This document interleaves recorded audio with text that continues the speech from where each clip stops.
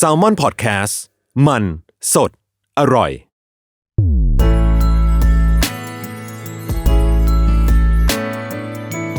Worldwide Podcast โลกทั้งใบให้วายอย่างเดียว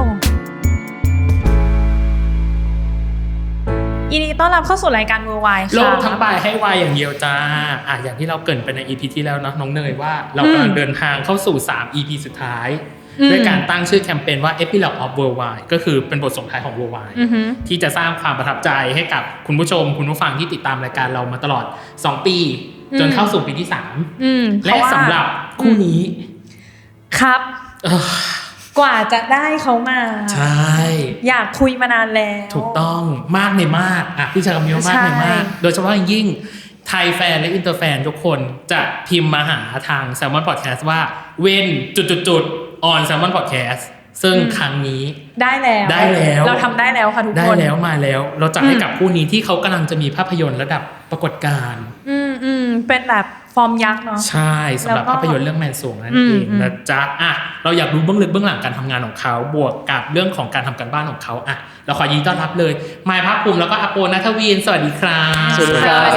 สวัสดีครับดูจริงจังไหมดูจริงจังพี่เกินนานไปหน่อยเกินซะตื่นเต้นเลยตอนแรกก็แบบว่าแต่ตอนแรกว่าจะไม่จริงจังตอนแรกชิวๆไม่จริงจังโอเคงั้นเราเริ่มแบบคำถามอุ่นเครื่องเบาๆสบายๆพี่ถามในฐานะที่เป็นนักแสดงแล้วกันพานักแสดงจากคินพอสเนาะมาสู่แมนสวงคิดว่าอะไรในตัวที่เปลี่ยนไปไหมและอะไรในตัวที่ยังคงเดิมอยู่ในฐานะที่เป็นนักแสดงผมไม่ได้รู้สึกว่ามันเปลี่ยนคือโปว่ามันคงอยู่ในเนื้อในตัวโปอยู่แล้วความตั้งใจมุ่งมั่นความทะเยอทะยานก็ไม่ได้รู้สึกว่าอะไรเปลี่ยนไปครับทุกอย่างยังคงเดิมเหมือนเดิมตั้งแต่เรื่องคินพอสจนมาสู่เรื่องนี้ใช่ตั้งแต่วันแรกจนถึงวันนี้แต่ว่าเรียกว่าสิ่งที่เพิ่มขึ้นดีกว่ามันคือแบบผลงานมันมีผลงานที่เป็นรูปธรรมมากขึ้นแล้วอย่างของมายล่ะครับมีอะไรที่เปลี่ยนไปไหมหรือว่ามีอะไรที่ยังรู้สึกว่ายังคงเดิมอยู่ผมว่าเปลี่ยนคือผมรู้สึกว่าทุกอย่างมันถูกการเปลี่ยนแปลงตลอดเวลาแต่คำถามที่ผมป๊อปอัพขึ้นมาระหว่างที่ถูกถามมาถามกลับไปคือมันเปลี่ยนไปในทางที่ดีขึ้นหรือเปล่าในฐานะนักแสดงผมรู้สึกว่าเฮ้ยผมคงตอบได้ว่ามันดีขึ้นในเชิงของมิติของสกิลแล้วก็มิติของการเข้าใจในเรื่องวงการบันเทิงมันสำคัญนะครับเพราะว่าสุดท้ายเราคือมนุษย์การที่เราเนี่ยจะมารังสรรค์งานศิลปะผ่านอุปกรณ์ในร่างกายของเราเนี่ยเราต้องเข้าใจตัวเองซึ่งผมเข้าใจตัวเองมากขึ้นทั้งข้างในและข้างนอกก็เลยคิดว่าสกิลต่างๆมันดีขึ้นตามลำดับแล้วก็เข้าใจการจัดการกับสิ่งที่เข้ามาระหว่างถ่ายทำและนอกการถ่ายทำครับซึ่งเป็นสิ่งที่ดีครับเราเลยอยากรู้ว่าแล้วพอโปบอกว่ามันเหมือนเดิมไม่เปลี่ยนแปลงจากที่พูดไปกี้เนี่ยเนาะมันมีพัฒนาการทางการแสดงด้านไหนหรืออะไรก็ได้นะที่รู้สึกว่ามันพัฒนาจากวันแรกจนมาสู่วันนี้แบบมากที่สุดตั้งแต่10 ปีก่อนหรือว่าตอนนี้เนี่ยตั้งแต่คินพอสก็ได้ตั้งแต่คินพอสจนสู่เรื่องนี้มีไหมรู้สึกว่ามันภูมิใจขึ้นเรื่อยๆทุกวันครับ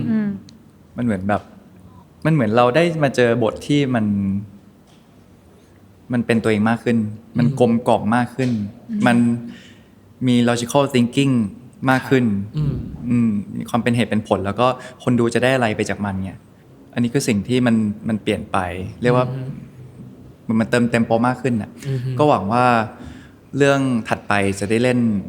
บทที่มันละเอียดอ่อนที่มันแบบกลมตัวละครเป็นกลมมากขึ้นไปเรื่อยๆอะไรเงี้ยครับแล้วถ้าแบบบทที่พี่โปอยากเล่นถ้าเลือกได้เราแบบselect ได้อยากเล่นแบบประมาณไหนที่บอกว่ามันละเอียดอ่อนอะไรเงี้ยเคยคิดไหมคะว่าแบบอยากแบบแนวนี้อะไรพอได้เล่นคินพอสเสร็จปั๊บก็พูดกับตัวเองเลยว่าเราจะไม่รับบทที่เราไม่ชอบอีกต่อไปเราจะรับแต่บทที่เรารู้สึกว่าอันนี้เราอยากทำสมมติถ้าเกิดว่าช่วงชีวิตนี้ตั้งแต่วันนี้ไปจนถึงวันสุดท้าย เราไม่รู้ด้วยซ้ำว่าเราจะตายวันไหนงั้นคิดว่าหลังนี้ไปเราจะทำแต่สิ่งที่เราอยากทำเพราะว่าพอได้เล่นคินพอสปั๊บมันเหมือนแบบสิ่งที่เราเรียนมาทางด้านการแสดงมันเริ่มสัมพันธ์กันความเป็นธรรมชาติ ครับ ความเชื่ออ อืม แล้วทุกอย่างมันคือการรับส่ง มันไม่มีอะไรเกิดขึ้นจากเราสมมติการที่เราร้องไห้ในฐานะตัวละคร ครับ มันไม่ใช่แบบเราเค้นแล้วให้เราร้องไห้อะมันเกิดจากว่าแบ็กกราวด์เราเป็นยังไง หรือสิ่งที่อยู่ตรงข้ามมันสำคัญกับเราไงมันถึงร้องไห้ขึ้นมามันไม่ใช่แค่แบบร้องไห้ได้แล้วเก่ง จากการที่แบบแค่เราทำมันได้ ครับ แต่ทุกอย่างมันเหมือนมันมีเหตุผลมา อันนี้มันคือสิ่งที่เราเรียนมา แล้วสิ่งที่เราเรียนมาอีกมันคือแบบน้ำตาไม่ใช่คำตอบ อืม อืม เพราะสิ่งแรกที่เราเกิดมาเราทำอะไรเราคือร้องไห้ ครับ นั่นมันคือธรรมชาติอยู่แล้ว อืม อืม เราลองตั้งใจร้องไห้สิเราลองตั้งใจโกรธสิเราลองตั้งใจดีใจเสียใจสิมันทำไม่ได้นั่นหมายความว่า มันตั้งใจกับสิ่งพวกนี้ไม่ได้เลยอะแล้วพอเล่นคินพอชปั๊บมันเหมือนแบบมันเกิดคำตอบมากขึ้นว่าอ๋อจริง ๆ เพราะว่าตัวละครรายล้อมอ่ะมันพาให้ตัวละครเนี่ยมันเกิดสิ่งนั้นขึ้น อืม มันไม่ใช่แบบเกิดขึ้นจากตัวเองแบบจู่ๆเฮ้ยตัวละครนี้มันเป็นคนทำเปล่า พี่มายล่ะฮะคิดว่าอะไร ครับ พัฒนาสำหรับตัวเองมากที่ ข สุ อ ด บคุณครับที่ช่วยชีวิต ตั้งใจฟังแอบคิดตามลืมคำถาม อย่างที่บอกไปตอนเหมือนคำถามแรกเลยพอเราเข้าใจตัวเองมากขึ้นนะครับเราก็จะใช้อุปกรณ์ต่างๆ ทั้งข้างในแล้วก็ข้างนอกได้เต็มประสิทธิภาพมากขึ้น ก็สามารถรังสรรค์งานที่ทำอยู่คือมันครึ่งหนึ่งคือศิลปะเนี่ยให้มันออกมาได้ตามจินตนาการหรือตามสิ่งที่พี่แพรมา หรือตามการสื่อสารที่ทั้งทีมเนี่ยคุยกันแล้วว่าอยากได้ยังไงก็ตามไอ้ที่นี้ก็คือเรารู้สึกว่าสกิลต่างๆ ที่พูดมาทั้งหมดเราทำได้ดีขึ้น ค่ะ แล้วก็เข้าใจแล้วก็สามารถสร้างสรรค์หรือใส่ความเป็นเราบางอย่างในคาแรคเตอร์ได้ ผมว่ามันก็เป็นเรื่องที่สนุกสนานกับชีวิตเรามากขึ้น เพราะว่าการเป็นนักแสดงถ้าเราสามารถเข้าไปแล้วเปิดสวิตช์ปึ๊กแล้วสามารถคอนโทรลทุกอย่างได้ดังใจมันเป็นอะไรที่สนุกมากครับ ครับ แต่พี่แค่มองว่าตัวของภาพยนตร์กับซีรีส์น่าจะมีความต่างกันในเรื่องของจังหวะ ใช่ ลูกเล่นมิติการเล่น คิดว่าภาพยนตร์มันได้มอบอะไรให้กับทั้งคู่บ้างครับในเรื่องของการทำงานหรือแม้กระทั่งความคิดในการทำงานต่างๆ ที่ต่างจากน่าจะต่างจากซีรีส์แหละพี่ว่าน่าจะต่างเลยมีไหมความรู้สึกที่ต่างไปจากการที่เราทำงานซีรีส์กับภาพยนตร์ คือจริงๆมันเป็นเรื่องแรกของผมไม่แน่ใจว่าพัฒนาไป10 เรื่อง100 เรื่องฉันรู้สึกแบบตอนนี้ไหมนะครับ อ่าฮะ พอมันเป็นภาพยนตร์เรื่องแรกสิ่งที่มันต่างกันแน่ๆคือ ผมโชคดีที่เจอทีมที่ดี ทั้งหน้ากล้องและหลังกล้องคือทั้งหมดคือเป็นทีมที่ดี รวมถึงพี่ๆสวัสด์อะไรก็ตาม เราเห็นถึงแววตา แล้วก็ความรู้สึกที่เขาตั้งใจมาเพื่อที่จะได้งานหรือได้อะไรบางอย่างที่เขาตั้งใจ ครับ ในเชิงบวก ผมรู้สึกว่าการมาทำรอบเนี้ยหนังมันมีเวลาให้กับการภาษาผมคือเหมือนปั้นซีน ปั้นเอาค มัน ำคราฟได้เยอะกว่า ซึ่งเป็นสิ่งที่ทำให้เรารู้สึกมันก็มีความมั่นใจกับในตัวชิ้นงานมากกว่าการทำซีรีส์จากประสบการณ์ที่มีนะครับ เพราะการทำซีรีส์ด้วยแอร์ไทม์ที่มันเบียดในการถ่าย ครับ มันก็มีผลนิดนึงว่าบางอย่างเราไม่แน่ใจว่ะ ในมุมผมพอเป็นงานศิลปะปุ๊บถ้าเรารู้สึกไม่ได้แน่ใจกับสิ่งที่เราวาดหรือเปล่งออกไปเนี่ย มันอาจจะทำให้งานมันไม่ได้ดั่งใจ แต่การเป็นหนังมันได้ดั่งใจง่ายกว่าครับ ในมุมผมนะ แสดงว่ามายเองน่าจะตีกรอบชัดประมาณหนึ่งว่า ฉันอยากจะสื่อสารความเป็นชัดออกไปยังไง หรือเปล่านะจ๊ะ ที่บอกว่าบางอย่างไม่แน่ใจ แต่อันนี้มันน่าจะชัด เพราะว่ามันน่าจะมีโกที่ชัดเจนของมันอยู่แล้ว คือในการทำงานครั้งนี้มีความ flexible ค่อนข้างสูงยืดหยุ่นสูง เพราะว่าทางทีมที่เขียนบทผู้กำกับแล้วก็ตัวเราเนี่ยคุยกันเยอะมาก ครับ ผู้กำกับเองก็คือหนึ่งใน acting coach ที่ทำบทด้วยแบบคุณหนิงนะครับแล้วหรือพี่ปอนเองที่เราสนิทเราจะรู้มือกันค่อนข้างเยอะ ดังนั้นการทำพวกนี้เราฟังกันเยอะ ที่บอกว่ามั่นใจนี่คือมั่นใจว่าสิ่งที่เราคิดจินตนาการที่เราทำตัวละครมา ครับ ตัวบทและการกำกับมันเมิร์จกันได้อย่างดี ผมว่ามันงานศิลปะผ่านการแสดงมันไม่ใช่แค่เรา มันอาจจะต่างจากการวาดภาพหรือการทำเพลงที่บางคนอาจจะจบงานมิกซ์มาสเตอริงทุกอย่างเขียนเพลงได้ในคนเดียวครับ ก็คือทำงานซิงก์กับฝ่ายอื่นๆด้วย ใช่ครับ แล้วครั้งนี้มั่นใจว่าทุกคนซิงค์กันได้เป็นอย่างดี ครับ แล้วอย่างของอาโปนะครับจังหวะภาพยนตร์กับจังหวะซีรีส์มันได้มอบความรู้สึกพิเศษในการทำงานให้กับเรามากน้อยแค่ไหนมันไม่ต่างหรอผมว่ามันเหมือนกันแล้วอีกอย่างคือถ้าให้ตอบว่ามันเหมือนหรือต่างกันไงกับทีม Beyond Cloud เนี่ยมันพูดยากเพราะว่าทุกอย่างเราเลือกเองหมดเลยเราเลือกตากล้องเองเราเลือกช่างไฟเองเราเลือกสวัสด์เองเราเลือกทีมเขียนบทเองเราเลือกทุกอย่างเองเราทำเซตเองนั่นหมายความว่า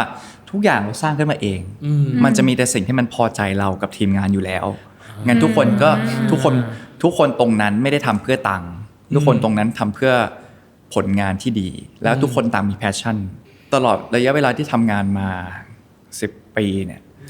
มันไม่ใช่ทุกคนที่จะมีแพชชั่นทุกคนมีเหตุผลของตัวเองบางคนเลี้ยงดูครอบครัวบางคนอยากได้งานที่ดีบางคนอยากแค่รู้สึกว่ามีอะไรทำในชีวิตรู้สึกภูมิใจในชีวิตหรืออะไรก็ตามคือคนมันรวมกันแต่เนี้ยพอมันเราเหมือนทำงานในจินตนาการอ่ะเพราะมันเป็นสิ่งที่มันไม่มีอยู่จริงเป็นสิ่งที่เชื่อว่าคนทั้งโลกก็อยากจะได้อยากจะมาอยู่ในทีมนี้โปรดักชันนี้ที่ทุกคนมีไฟงั้นคือโปก็จะรู้สึกแฮปปี้มากก็เลยไม่สามารถตอบได้ว่าแบบมูถ้าวันหนึ่งได้ไปทำงานกับทีมอื่นแล้วที่แบบเราทีม Beyond Cloud แบบไม่ได้ select มาอย่างเงี้ยมันจะรู้สึกไงบ้างแต่ถ้าตอบในฐานะของนักแสดงโปรู้สึกว่ามันไม่ต่างระหว่างหนังกับซีรีส์เพราะว่าสุดท้ายเราคือนักแสดงหน้าที่เราคือทำการแสดงเราจะไม่ต้องไปยุ่งเสียงไฟกล้องอะไรก็ตามเรามีหน้าที่แค่ exercise ให้ร่างกายมัน flexible ที่สุดจำบทมาให้ดีสร้าง background มาให้ดีจินตนาการเราแค่แสดงมันออกไปถ่ายทอดมันออกไปกล้องจะรับเราได้ไม่รับเราไม่ได้เขาจะถ่ายใหม่เรื่องของเขาเรามีหน้าที่แค่เล่นเราไม่มีสิทธิ์ไปโฟกัสอย่างอื่นก็มีทั้งเหมือนทั้งต่างนะอุ่นเครื่องซะตึงเลยแล้วตอนเริ่มเหมือนพี่ไม้พูดไปแล้วว่ามือเบามือหน่อยนะหน่อยอะไรอย่างนี้มีหมอนวดหลังรายการไหมครับนวดคอเริ่มตึงคอแล้วเก่งเลยพี่ขอโทษจ้าโอเคส่วนที่2คือเรื่องของการเข้าใจในคาแรคเตอร์ในเรื่องของการเวิร์กต่างๆอย่างแรกเลยคือพอไปสำรวจตัวละครของเข็มกับฉัตรเจออะไรน่าสนใจบ้างกับตัวละครทั้ง2ตัวเนี้ยในมุมของทั้งไมค์กับทั้งอโปครับตัวละครนี้มันพูดแทนโปหลายอย่างคนเรามันมีต้นทุนไม่เท่ากันอย่างตัวละครเข็มเนี่ยเข็มเขามีลักษณะภายนอกที่ดูดีงดงามแล้วเขาก็เป็นคนมีความสามารถแต่ไอความสวยงามของเขาเนี่ยคนไปโฟกัสมากกว่าความสามารถมันเลยเหมือนเป็นการแสดงให้คนดูเห็นว่าแบบเขามีความสตรักเกิลอยู่ในตัวนะแล้วคนประเภทนี้ก็จะมีความสตรักเกิลอยู่ในตัวว่ามันน่าสนใจซึ่งก็เป็นตัวละครที่เราตั้งคำถามกับการเป็นตัวละครเราก็ตั้งคำถามกับตัวเราเหมือนกันซึ่งคิดว่าคนที่ดูเนี่ยเขาจะได้อะไรจากตัวละครเข็มหรือตัวละครอื่นๆแน่นอนเขาจะดูไปคบคิดไปดูไปคบคิดไปคิดว่าทั่วโลกที่ได้ดูผลงานนี้ก็จะดูไปแล้วคบคิดไปเพราะว่าเมื่อดูจบมันจะเกิดการตั้งคำถามกับตัวเองแน่นอนว่าเราได้เข้าใจและยอมรับกับตัวเองมากน้อยแค่ไหนตัวเราได้ยอมรับหรือค้นหาอะไรในตัวเองไปแล้วบ้างเนี่ยอยู่กับบทนี้มาเนาะกับเข็มมาอย่างเงี้ยมันทำให้แบบพี่โปแบบคิดหรือว่าแบบ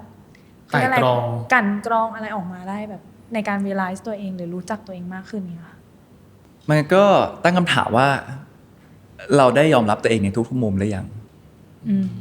ทั้งดีและไม่ดีสิ่งหนึ่งที่ทำให้โปรักการแสดงคือมันได้ตั้งคำถามย้อนกลับไปตัวเองค้นหาตัวเองเพื่อที่จะเข้าใจตัวละครมากขึ้นเพราะสุดท้ายหลายๆคนบอกเลโอนาร์โดก็บอกว่าคือสุดท้ายมันยังมีความเป็นคุณอยู่ในตัวละครทุกๆตัวแหละเพราะคุณคือคนเล่น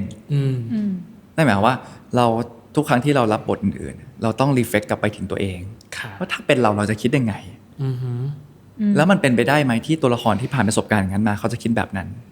มันเหมือนเป็นการแบบถามตัวละครเสร็จกลับมาถามตัวเราถามตัวละครเสร็จกลับมาถามตัวเราก็คือเหมือนเป็นกระจกรีเฟล็กไปรีเฟล็กใช่รีเฟล็กไปรีเฟล็กมามันเลยทำให้โปโตขึ้นตอบว่าเข็มให้อะไรกับโปบ้างก็นั่นแหละตั้งคำถามในหลายๆมุมว่าเรายอมรับ กับตัวเองทั้งดีและไม่ดีหรือยัง อืม พี่มาย พี่มายล่ะ ถึงคิวพี่มายแล้วค่ะ กับบทฉาก อยู่กับฉัด ครับผม เจออะไรน่าสนใจบ้างในตัวละครตัวนี้ เกิดว่าทุกตัวมีความน่าสนใจมาก อืม ๆในเรื่องนี้ตัวละครค่อนข้างเยอะและมีความน่าสนใจซึ่งทุกตัวละครมาประกอบกันทำให้เกิดเป็นแมนสวง แต่ถ้าสโคปมาเป็นตัวฉัดเนี่ยผมว่าสิ่งที่น่าสนใจคือ ผมรู้สึกว่าการทำอะไรที่มันพอดีเนี่ยมันเป็นสิ่งที่สำคัญ ขึ้นชื่อว่าคำว่าคนนะครับมันมีรักโลภโกรธหลง ต่อให้เราจะบอกว่าพอดีสุดท้ายแล้วเราก็ต้องเอ็นเบ้ซ้ายเบ้ขวาไปในทิศที่เราแบบไม่ต้องการอยู่ดีเหมือนฉัดต่อให้ฉัดคิดว่าสิ่งที่ทำมันเป็นสิ่งที่ดีสิ่งที่ถูกแต่สุดท้ายหลายๆครั้งมันก็เอ็นไปต้องดึงตัวเองกลับมาในสิ่งที่พอดีอันนี้คือสิ่งที่ผมได้เรียนรู้ในตัวฉัด ครับ เพราะถ้ามันพอดีแล้วเนี่ยคนที่อยู่ด้วยกับเราตัวเราเองและสังคมภายนอกจะสบายตัวสบายใจแล้วก็จะเกิดเรื่องราวดีๆเป็นพลังงานดีๆที่มันมีร่วมกันและส่งต่อกันไปเรื่อยๆ แต่ส่วนหนึ่งที่น่าสนใจคือการเวิร์กช็อปตัวละครผ่านนักแสดงครูหนิงเคยบอกว่าใช้วิธีอิมพอไวส์ใช้ทั้งคู่เป็นตัวละครครับ โดยที่ให้ถามคำถามต่างๆและให้เขาคิดเอง ครับ ภายใต้สถานการณ์ พอแชร์ได้ไหมว่ามันมีคำถามอะไรยังไงบ้างตอนที่แบบเวิร์กช็อปแล้วเราแบบรู้ว่าเนี่ยเราได้คำตอบอย่างที่เข็มกับฉัดต้องการแล้วจริงๆคือตอนนั้นของผมเป็นห่วงหนึ่งระหว่างที่ฉัดเข้าไปในแมนสวงมันคือแคปเจอร์ความคิดช่วงหนึ่งของฉัดถามว่าได้อะไรรู้อะไรว่าตรงนั้นแหละคือฉัดมันคือการคัฟเวอร์บางอย่างเพื่อมิชชั่นบางอย่างที่เราสามารถไปเป็นฉัดแล้วทำได้อย่างแนบเนียนแม้กระทั่งตัวเราเองที่กำลัง acting อยู่ที่รู้ตัวอยู่แล้วว่าโอ้มันก็ทอแหลเนียนจังเลยวะใช้คำนี้ได้หรอใช่แต่มันคือการโกหกกันมันมีลูกล่อลูกชนที่ดีแต่ความหมายผมคือการโกหกของฉัดในวันนั้นที่เรา improvise เนี่ยมันทำให้รู้ว่าจริงๆแล้วเนี่ยนี่แหละฉัดที่มีทักษะในการเอาตัวรอดทักษะในการรับลูกและชนลูกอะไรเงี้ยครับเลื่อนไหลใช่ครับเลื่อนไหลครับและอย่างของอโปเองนะครับมีไหมคำถามหรือคำตอบที่เรารู้เราเจอแล้วแหละนี่คือเข็มอย่างที่เราต้องการตอนที่แชร์กับทางคุณหญิงไม่ได้เจอตอนคุยกับคุณหญิงเจอเองที่บ้านเราจะอาจจะอ่านบทซ้ำไปซ้ำมาจะตีความจากแบบไดอะล็อกที่มันอยู่ในนั้นก็อ่านไปอ่านมาแล้วก็สร้างภาพจินตนาการไปเรื่อยๆคือมันมีเอ็กซ์ไซส์นึงที่สัมพันธ์กับสิ่งนี้คือคุณหญิงให้จินตนาการว่าตั้งแต่อยู่ในท้องแม่จนถึงวันสุดท้ายในชีวิตแล้วคนสุดท้ายที่เราจะเห็นก่อนที่เราจะตายมันเลยเหมือนจินตนาการกลับไปถึงเข็มว่าถ้าเข็มออกจากท้องแม่วันแรกอะเข็มเป็นยังไงเข็มโตขึ้นมายังไงเลี้ยงดูเป็นไงถ้าไม่เคยเห็นหน้าพ่อแม่ความทรงจำแรกของการรู้ว่ามนุษย์คนอื่นๆที่อยู่บนโลกเนี่ยคือยังไงแล้วจินตนาการมาเรื่อยๆแล้วก็มันเหมือนแบบนั่งอ่านไปอ่านมาแล้วก็แบบจริงๆแล้วเขาเป็นคนที่อินโนเซนต์เนี่ยอโปก็มีความอินโนเซนต์อยู่ในตัวเราทำหลายอย่างไปโดยที่เราแค่ไม่ได้มีใครสอนเราทำจากสัญชาตญาณซึ่งตัวละครมันก็มีเซนส์นี้แล้วไหนลองค้นหาตัวเองสิแล้วมันเลยดึงออกมาสู่ตัวละครว่ามันมีเซนส์แบบนี้ต่อให้ตัวมันจะโตแต่มันเป็นแบบมีความสุขกับทุกสิ่งที่มันได้ทำแบบโหแบบภูมิใจมากเลยคืออย่างถ้าดูในทีเซอร์ก็จะเห็นแบบตอนที่แบบลำเงาะเสร็จอ่ะก็คือแบบอันนั้นถ่ายแบบลองเทคนะก็พอลำเสร็จแล้วก็แบบโฟก็ถอดแล้วโฟก็ยิ้มออกมาในฐานะเข็มแล้วแบบก็แบบแบบโอ้ลำเสร็จแล้วภูมิใจตัวเองจังอันนี้ก็ความรู้สึกอยู่ในหัวนะถ้ากลับไปดูแล้วส่องแบบมันจะเป็นอย่างนั้นนั่นแบบแบบเหมือนผู้ใหญ่ในร่างเด็กเหมือนเด็กในร่างผู้ใหญ่ใช่มันไม่ใช่ว่าเขาไม่รู้นะเขาแค่ไม่มีคนสอน คนหนึ่งไร้เดียงสากับอีกคนหนึ่งมีลูกล่อลูกชนแล้วเวลา คนนี้ดูแพรวๆมากๆตอนที่ ใช่ ตอบ ผมยังรู้สึกทำไมฉัดมันดูเลวร้ายจังเลย อ้าวอันนี้เขาปูแบ็กกราวด์ไงปูเบื้องต้นมาว่าเขาอาจจะมีแบบซัมติงลองอะไรหรือเปล่าแต่นี่ก็คือแบบฝั่งนี้ดูเป็นสายแบบทริกกี้ใช่ใช่เขาทริกกี้ดูไม่ชอบมาพากลแต่อันนี้คือดูเขาชัดเจนกับความรู้สึกซึ่งผมว่าตัวละครเข็มมันน่าสนใจตรงที่แบบคนดูอ่ะเขาก็จะเห็นคาแรคเตอร์แบบเนี้ยคือหมายว่าเขาหาดูคาแรคเตอร์แบบเนี้ยได้ยากเพราะแม้แต่เราทำตัวละครเองเรายังรู้สึกว่ามันยากเลยคือบางทีไปคุยกับทีมก็งงว่าแบบมันมีคนแบบนี้อยู่บนโลกได้หรอแต่บางทีก็จะบอกว่าฉันมีเซนส์นั้นและตัวละครที่วิธีการพูดเป็นแบบนี้เฮ้ยฉันเชื่อว่าตัวละครก็มีเซนส์นี้เหมือนกันพอแสดงให้ดูเนี่ยแล้วเขาก็เห็นว่าตัวละครมันเป็นไปได้ที่มันจะเป็นคนแบบนี้จริงๆแปลว่ามันอาจจะแบบทำการบ้านยากป่ะคะหมายถึงว่าถ้าสมมติเรามองว่าคนประเภทนี้แบบอาจจะหาได้ยากอะไรอย่างเงี้ยปกติอย่างถ้าสมมติเราเจอบทที่มันประมาณนี้เราจะมีคนที่เป็น reference หรือเปล่าในหัวว่าแบบเขาอาจจะคล้ายๆกับคนนี้แต่พออันนี้แล้วมันยากอะแล้วทำการบ้านกับการแบบหนูว่ามันอาจจะต้องบาลานซ์หรือเปล่าว่าความ innocent มันต้องไม่ออกมาแบบมากจนเกินไปไหมนะกับตัวเข็มอะไรอย่างเงี้ยคือทุกคนมีความ innocent อยู่ในตัวแต่อยู่ที่ว่าใครจะจัดการมันออกมายังไงสิ่งนี้ก็คือต้องเวิร์กช็อปต้องแบบคุยกับคุณหนิงอะไรอย่างงี้ป่ะว่าแบบต้องคุยกับตัวเองเยอะแล้วคุยกับตัวเองเยอะๆมันทำให้โปรได้เข้าไปดึงความเป็นตัวเองออกมาแล้วดูซิว่าความรู้สึกแบบนี้มันหน้าตาเป็นยังไงแล้วลองไปใส่ในตัวละครสิแบ่งกันไปบ้างแบบไปดูไทม์ไลน์อโปในชีวิตจริงๆโปรก็จะยิ่งโตยิ่งจะดูเด็กขึ้นเพราะว่าเราเห็นความเป็นอินโนเซนต์นั้นที่อยู่ในตัวแล้วเรารู้สึกว่ามันสดใสจังเราก็ดึงมันมาแล้วเราออกมาคือโปเคยอยู่ในพาร์ทที่เป็นแบบเฮ้ยแบบกูว่ากูโตแล้วมันก็จะมีเราก็จะไม่อยากทำบุคลิกหรือว่าท่าทางบางอย่างแล้วมันทำให้คนยิ่งโตขึ้นมันยิ่งเครียดกับชีวิตคือยิ่งเราเป็นคนจริงจังอยู่แล้วด้วยเราต้องหาเซนส์นั้นให้เจออันนี้คือเราบอกกับตัวเองเพราะเราจะได้รู้จักเขมมากขึ้นไปด้วยเลยค้นหาถ้าไปดูในเรื่องมันก็จะดูเป็นคนที่เรียกว่าเป็นคนสดใสเข็มไม่ใช่คนขี้เล่นแต่เข็มเป็นคนสดใสแล้วความสดใสมันจะออกมาจากแววตาคือเขาไม่ต้องแสดงออกมาก็ได้แต่มันจะอยู่ในแววตาตลอดทั้งเรื่องแล้วถ้ายังคงอยู่กับเข็มนะจะชัดเราแป๊บนึงนะได้เลยครับป้าลงใกล้ๆหูขอบคุณครับอย่างเข็มอย่างเงี้ยแล้วพอเราอยู่มันมีอะไรที่มันเหมือนกับพี่โปเลยไหมของตัวของเข็มหรือมันมีอะไรที่มันแบบต่างไปเลยคือสิ่งนี้เราไม่เคย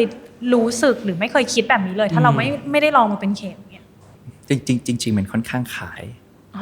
มันค่อนข้างขายถ้าเทียบเป็นเปอร์เซ็นต์ได้ไหมครับ 100% คิดว่าคล้ายกี่เปอร์เซ็นต์ว่าคล้าย 80-99% โอ้โหเดี๋ยวก่อนนะอีก 1% คืออะไรอ่ะอะไรที่หายไปอ่ะ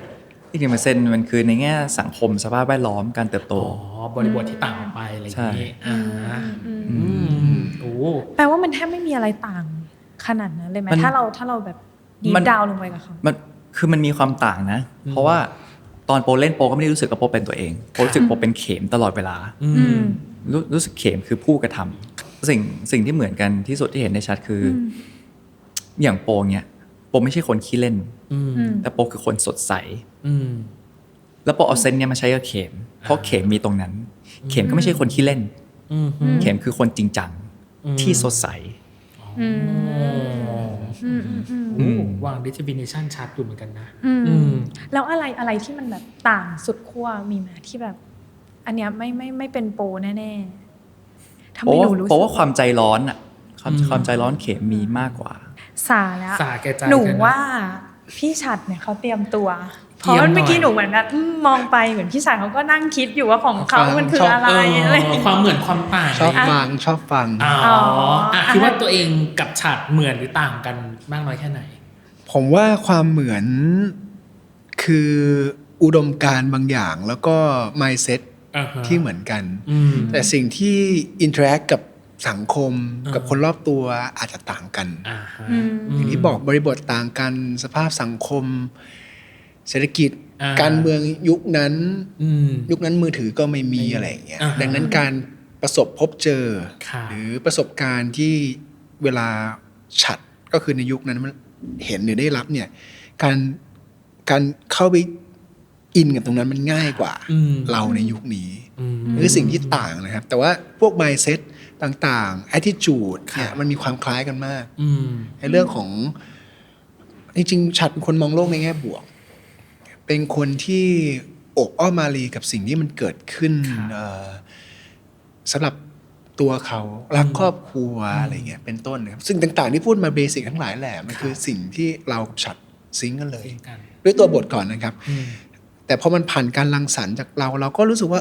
ตัวบทมันก็ใกล้เราก็แค่ดึงประสบการณ์จากอดีตรีคอร์มันมา แล้วก็วาดมันออกไปแสดงมันออกไปเลือกช้อยส์ออกไปครับที่เรียกว่าไปซิงก์กับอีกทีกับทางทีมกำกับ ก็มีความคล้ายมาก เพราะว่าเรื่อง mindset หรือ attitude ทั้งหมดมันกำกับกับตัวเราเยอะมาก กี่เปอร์เซ็นต์ ขอบคุณนะคะ กี่เปอร์เซ็นต์ คือถ้าเอามาขยุ่มรวมกันเลยเนี่ยขยำรวมกันเลยเนี่ยพี่ว่า60%สำหรับผม60%ถือว่าเยอะนะครับอย่าลืมว่าบริบทณสมัยนั้นเนี่ยมันต่างเนาะ มันต่างกันการที่เราพูดภาษาอังกฤษได้ภาษาซัมติงที่ไม่ใช่ภาษาไทยได้เนี่ยทุกคนหันมามองเราควับเลยนะครับดังนั้นสิ่งที่เกิดอินเทอร์แอคต่างๆทำให้ give and take กับคนรอบตัวสิ่งรอบตัวต่างกันออกไปดังนั้น 40% ที่เผื่อไว้คือตรงนั้นครับตัวมายเองน่าจะมีช้อยในเรื่องของการดีไซน์ตัวของฉัดเยอะมากประมาณหนึ่งหรือเปล่าอันนี้ส่วนตัวที่พี่คิดนะไม่เยอะครับถ้าตอบถามไม่เยอะคือจริงๆประสบการณ์การแสดงผมไม่ได้เยอะมากก็ถ้าแบบมาเต็มตัวก็ประมาณ3ปีโอเคตลอด10ปีเนี่ยอาจจะมีแบบ MV เล็กๆน้อยๆดูนั่นนู่นนี่แต่ว่าวิธีการทำงานเรามันต่างจากตอนคินพอสแล้วกันตอนนั้นเราทำละเอียดยิบเลยตอนนี้เราใช้วิธีที่ละเอียดน้อยลงแต่ใช้ความรู้สึกว่าน่าจะเป็นแบบนั้นใน2เวย์ได้นะแบบเราและแบบฉันทำแบบนี้เพื่อให้มันง่ายต่อการทำงานกับทีมแล้วส่วนใหญ่อันไหนชนะเวเราหรือเวฉันเวพุ่มกับบางทีก็ชนะมันก็จะมีออปชันที่3ขึ้นมันจะมีออปชันนี้พวกนี้ครับแต่ว่าสุดท้ายในฐานะนักแสดงแบบผมคือเราทำการบ้านมาให้ดีมากพอแล้วก็เลือกช้อยแล้วเล่นแต่การที่เราทำการบ้านมามากพอเนี่ย 90% น่ะช้อยมันก็จะคล้ายๆกับที่พ่วงกับเลือกไปที่ขอแบบนี้ลองดูได้ไหมเผื่อไว้เป็นต้นเราอินและเข้าใจและทุกอย่างแล้วมันก็ออกไปได้ง่ายคือเรื่องช้อยส์มันสำคัญแต่ว่าเรื่องของวิธีการที่จะเข้าใจทั้งเรื่องเข้าใจตัวละครอื่นๆผมว่าสำคัญมากกว่าคือเข้าใจทุกคนในเรื่องจริงเข้าใจการดำเนินเรื่องลำดับเรื่องพวกนี้สำคัญมากยิ่งทำงานละเอียดเท่าไหร่การคราฟก็จะยิ่งมีคุณค่ามากเท่านั้นครับสิ่งนี้คือสิ่งที่แตกต่างออกไปความละเอียดในการเลือกช้อยน้อยลงแต่ความละเอียดในการมองภาพใหญ่ของคนอื่นของข้างเรื่องของทุกอย่างคอมโพเนนต์ต่างๆมันละเอียดมากขึ้นเยอะครับอันนี้แค่ทักษะแรกนะทักษะที่2คือทักษะการหาบาลานซ์ให้กับตัวเองอันนี้ขอถามมายต่อในเรื่องของชีวิตเหรอในเรื่องของตัวละครนี่แหละฉากที่คุณบอกว่ายากคือฉากทำหน้าชิลใช่ตีหน้าซื่อซึ่งมันเป็นฉากผ่านแต่คุณติดเล่นโมโนโลกและชอบคิดมันเลยออกมาที่สีหน้าและแววตาในบางครั้งใช่พี่เลยอยากรู้ว่าหาบาลานซ์และจัดการกับความยากตรงนี้ของตัวเองยังไงอะช่างแม่งโอเคจริงๆช่างแม่งในมุมของฉัดนะฮะช่างมันคือเลเยอร์ของตัวละครคือฉัดจะมีพัฒนาการในแบบหนึ่งของตัวละครดังนั้นถ้าเราแคปเจอร์ในช่วงที่กำลังถามมาอยู่เนี่ยมันจะมีความคัฟเวอร์ให้คนรอบๆตัวเราไม่รู้ว่าเรากำลังทำอะไรอยู่ดังนั้นพอเรารู้เยอะเท่าไหร่มันก็ยากมันจะแบกอะไรบางอย่างเข้าไปในซีนก็คือคิดเยอะแหละคิดเยอะใช่ก็ช่างมันเข้าไปก็แค่อยู่กับตรงนั้นแต่ว่าคำว่าอยู่กับตรงนั้นคือมันมี intention ในการทำอยู่แล้วแหละว่าเข้าไปทำเพื่ออะไรมันก็จะมาบวกกับคำว่าช่างมันบนพื้นฐานของสิ่งที่ฉัดมันคิดมาดีพอแล้วเหมือนคนมาเหมือนล็อบบี้ยีสักคนหนึ่งครับล็อบบี้สักคนหนึ่งเขาไปถึงตรงนั้นเขารู้หมดแล้วว่าเกิดอะไรขึ้นแต่ว่าเขาก็แค่เปิดสวิตช์อะไรบางอย่างแล้วก็โซโล่ไปคือมันคือการทิ้งทุกอย่างแต่รู้ทุกอย่างในเวลาเดียวกันแต่มันยากกับผมยาก อ๋อ อืม ครับ ก็คือจริงๆมีเรื่องราวเต็มหัวแหละ แต่ว่าตรงนั้นเราต้องแบบ ทิ้ง ปล่อย ทิ้ง มัน ต้อง สำหรับผม ทิ้ง มันยากตรงนี้ยากที่สุด อ่า อ่า สุดท้ายของทักษะของไมค์คือทักษะดนตรีเห็นว่าคุณไปเรียนตีตะโพนด้วย ตีเครื่องหนัง อ่า ขออนุญาตใช้คำว่าเครื่องหนังเพราะว่าจริง ๆ แล้ว คน 90% ตอนเนี้ยที่รู้จักแมนสูงเลยก็ตามจะเข้าใจผิดว่าตีแค่ตะโพนจริงๆแล้วคือการ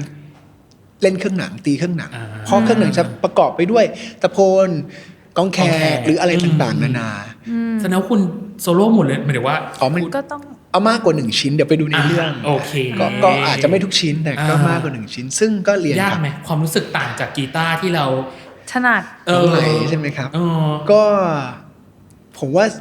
มีเสน่ห์มากๆต่างกันกับกีตาร์ ค่ะ ดนตรีไทยมีความดิ้นได้มากกว่าที่เราคิด โอ้ นะดนตรีไทยเราเข้าใจมาตลอดว่าดนตรีไทยจะเป็นแบบแผนว่าเฮ้ยทุกคนต้องเล่นเป๊ะเป๊ะเป๊ะซิงกัน แต่ดนตรีในช่วงนั้นที่เราทำมาโอ้โหมันอิมพอไวส์แหลกลานเลยอะ ค่ะ และการที่เราจะอิมพอไวส์แหลกลาน ในฐานะของคนเครื่องหนัง ตีแต่ผลมันต้องซิงก์กับคนลำด้วย นึกออกไหมครับ มันมีเรื่องของทัมมิ่งเรื่องของเสียงที่ฟังระนาดฟังของฟังปีพาดอื่นๆอะไรเงี้ยแล้วก็ซิงก์กับเท้าเขา อันนี้ในความเข้าใจกับดนตรีไทยก่อนนะครับ ซึ่งมันเป็นอะไรที่น่าสนใจกว่าที่เราคิด ครับผม ก่อนที่เราจะเข้าไป อ่ะครบและทักษะที่ผมหาของคุณมายมา ขอบคุณ ของ ครั อา บ โป ทักษะ3ทักษะที่พี่ไปหามาอย่างแรกคือทักษะการรำเห็นโปบอกว่าโปชอบรำมาก แต่ไม่มีใครเคยถามเหตุผลว่าทำไมถึงชอบรำพี่อยากรู้วันนี้ว่าทำไมถึงชอบรำเพราะว่า อันนี้ก่อนหน้าที่จะมีแมนสวงอีกนะฮะ ครับ โปก็นึกว่าเฮ้ยน่าจะเป็นอะไรเกี่ยวกับ อะไรที่มันไม่ค่อยได้เห็นแหละก็ลำไทยหรืออะไรเงี้ยตอนนั้นก็เลยตัดสินใจไปเรียนโขนไปเรียนโขนที่วัดอะไรสักอย่าง ครับผม คือเขาสอนให้ฟรีแล้วเขาก็จะเป็นเหมือนแบบชมรมเลย ชมรม ได้แล้วก็ไปเรียนไปฝึกซ้อมอยู่นิดหน่อยแล้วพอวันหนึ่งคือพอมีโอกาส เราก็รู้สึกว่าคือเหมือนมันรู้สึกมาตลอดอะว่าเราอะอยากให้ทั้งโลกอะเขาได้รู้จักประเทศไทยมากขึ้น แล้วมันก็อยู่ในใจเรามาตลอดเสร็จปั๊บมันมีวันหนึ่งตอนนั้นไปวัดโพ ครับ ไปกับพี่ปอน เป็นนวดแน่นอน นวดแผนไทย หรือสีดัดตน แล้วก็ ต้นตำรับ แล้วเหมือนก็คุยกันแล้วก็รู้สึกว่าแบบอยากรำใช่ แต่ซับเทคที่มันอยู่ในใจคือ อยากให้คนทั้ง ค โล น ก รู้ว่ามันมี คนทั้งโลกว่าอันนี้คือศิลปะของไทย คือขออนุญาตแทรกเพิ่มเติมตรงนี้ได้ไหม ได้ คือบอกว่าความเป็นไทยอ่ะน่าสนใจมากคือข้อดีของความเป็นไทยบางอย่างคือการเปิดรับสิ่งต่างๆ คนไทยเปิดรับง่ายมากไอ้การเปิดรับตรงนี้มันทำให้ทุกอย่างมันผสมผสานแล้วกลายเป็นคำว่าไทยแล้วคำว่าไทยมีหลายเลเยอร์มาก ใช่ จะบอกว่าไทยคือประยุกต์แหละพี่ว่าไทยคือฟิวชั่นรับจากตรงนี้รับจากตรงนี้แล้วมาแปลงของมาเป็นของเรา ผมพอจะจินตนาการออกพอเขาบอกเรื่องวัดโพธิ์แล้วเรื่องรำเพราะว่าผมชอบพระนครเหมือนเขาการที่เราชอบพระนครเหมือนกัน ผมว่าน่าจะคล้ายกันไม่แน่ใจนะส่วนตัวพี่คิดว่าคือพระนครมันมีทุกอย่างทั้งฟีลลิ่งแบบฝรั่งเศสฟีลลิ่งแบบโปรตุเกสฟีลลิ่งแบบอีสานบางอย่างฟีลลิ่งแบบไทยทุกอย่างมันเอาอย่างเงี้ยมันคอมไบกันในโซนนั้นครับ ส่วนที่2คือทักษะรู้เขารู้เรารู้เขารู้เราในที่นี้คือ เห็นว่าพยายามอ่านเรื่องปลายยุครัชกาลที่3ก็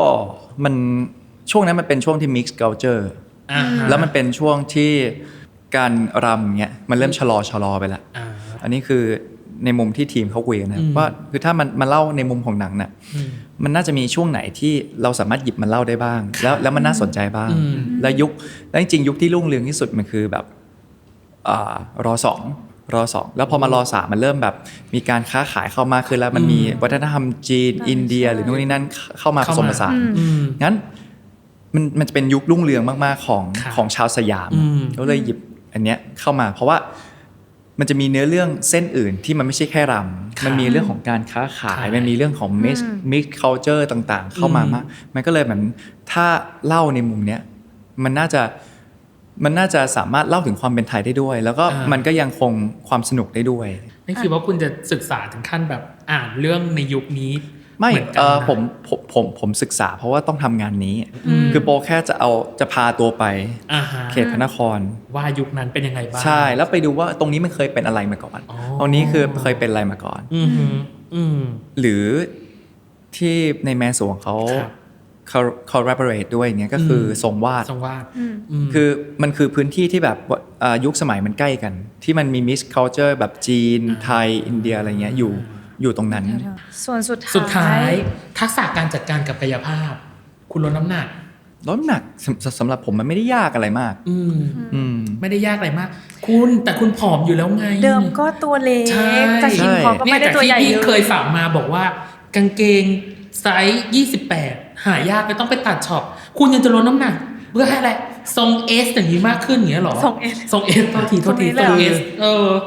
โบมองว่าร่างกายก็เหมือนแฟชั่น อ่าฮะ แต่ละยุคสมัยเนี่ย อืม คนก็ชอบไม่เหมือนกัน อืม เขาจินตนาการว่าตัวรำเนี่ย ครับ เสมือนกับเทพบุตรเทพธิดา อืม เพราะมันไม่มีอยู่จริง ค่ะ แล้ว อืม นั้นชุดหรืออะไรเงี้ยมันต้องแบบค่อนข้างรัดมากคืออ ม เขาจะไม่ได้แค่แบบติดกระดุมอะไรอย่างเงี้ย ครับ เขาจะมีการแบบเย็บร้อยเพื่อดึงให้ตึง เย็บ อ่า แล้วดึงให้ตึง เย็บแล้วดึงให้ตึง อ่า งั้นทุกๆครั้งที่โปใส่ชุดเนี้ยโปต้องอยู่กับมันเป็นชั่วโมงอ่ะ อืม เย็บเพื่อให้ตึงเพื่อให้แน่นแน่นแน่นแน่นไปอีก เข้ากับรูปร่าง ใช่ อืม งั้นคือการรำมันเหมือนการฝืนสัดส่วนร่างกายทั้งหมด เพื่อให้เกิดความสวยงาม เพราะว่ามันเหมือนตามหลักของศิลปะ สรีระ ที่แบบว่า อืม แบบซ้ายขึ้น Posture ขวา มันจะแบบ ขวาลงแล้วก็บิดหน่อยแบบเพื่อให้สองข้างเพื่อพอมองปั๊บสองข้างมันจะบาลานซ์กัน อ่า ถ้าเกิดว่าสังเกต มันจะไม่ได้มีแบบทางไหนเทไปทางหนึ่ง มันจะ ภษชวบ้น พยายาม คือ ทำให้ สมมาตรกัน ใช่ สมมาตร ปุ๋ยงั้นแปลว่าชุดนำก็คือคล้ายๆแบบเหมือนถ้าเมื่อก่อนคือ closet อะไรอย่างงี้ป่ะถ้าฟัง ใช่ ยุโรปอะไรอย่าง ใช่ เงี้ยเขาจะแบบฟิตแล้วให้เห็นรูปร่างชัดๆอะไรอย่างงี้ ใช่เพราะทุกครั้งโบก็รู้สึกเหมือนใส่คอร์เซ็ตก็ยืนอย่างนั้นนะก็ทั้งวัน แต่ว่าสิ่งที่ยากคือการจัดระเบียบร่างกายคือในทุกๆวันก่อนที่ไปกองเนี้ยโปก็ตื่นมาก่อน1 ชั่วโมงเพื่อมาเอ็กซ์ไซส์ อืม ตั้งแต่การมองเห็นแล้วก็แบบวอร์มร่างกายขาแขนขาเมื่อปลุกทุกส่วนให้ร่างกายตื่น อ่าฮะแล้ว3ทักษะที่พี่ลิสต์มาเนี่ยมันยังมีทักษะอื่นที่อยากจะแชร์เพิ่มเติมไหมว่า เราใช้ทักษะเนี่ยในการพัฒนาตัวละครหรือ develop ตัวละครมันมีอีกไหม ถ้าทุกคนเห็นก็คือการพูดในภาษาโบราณ ครับ คือคนสมัยนู้นเขาคงไม่ได้พูดเร็วเท่าสมัยเนี้ย อ่าฮะ แต่คงไม่ได้ต่างกันมากหรอกเพราะเขาคือมนุษย์อะคำหรืออะไรเงี้ย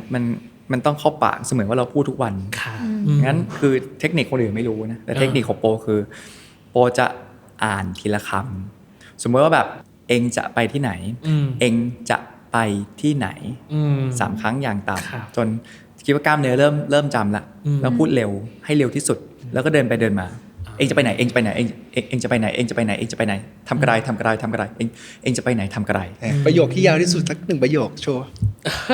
เฮ้ยจำได้อยู่ อุ๊ย เลย จำได้ด้วยเหรอ สปอยไม่ได้ แต่ว่า แต่ว่าจำได้ เพราะว่า แต่ว่าจำไดอะล็อกนั้นได้อยู่ใช่ไหม จำได้หรอกได้ มันมาประมาณหน้าครึ่ง ค่ะ แต่ยาวจริง โอ้โห คือตอนแรกอ่ะคือตอนแรกมันมีอยู่แล้วแต่โปไปเขียนเพิ่มขึ้นมา คุณยังแอดออนเพิ่มอีก ใช่ แล้วมันเป็นภาษาแบบ ภาษา สมัยก่อนด้ว โบ ย ราณ มันเป็นภาษาโบราณคืออเหมือนเราเอาแก่นมาก่อน ว่าเราอยากสื่อสารอะไร ให้กับอีกตัวละครหนึ่ง แล้วเราก็ค่อยๆเขียนขึ้นมา ค่ะ ว่าตัวละครมีแบ็กกราวด์มีแทจิกอะไรบ้าง ครับ แล้วเล่าขึ้นมา และมีเหตุผลอะไรถึงพูดคำนี้ออกมา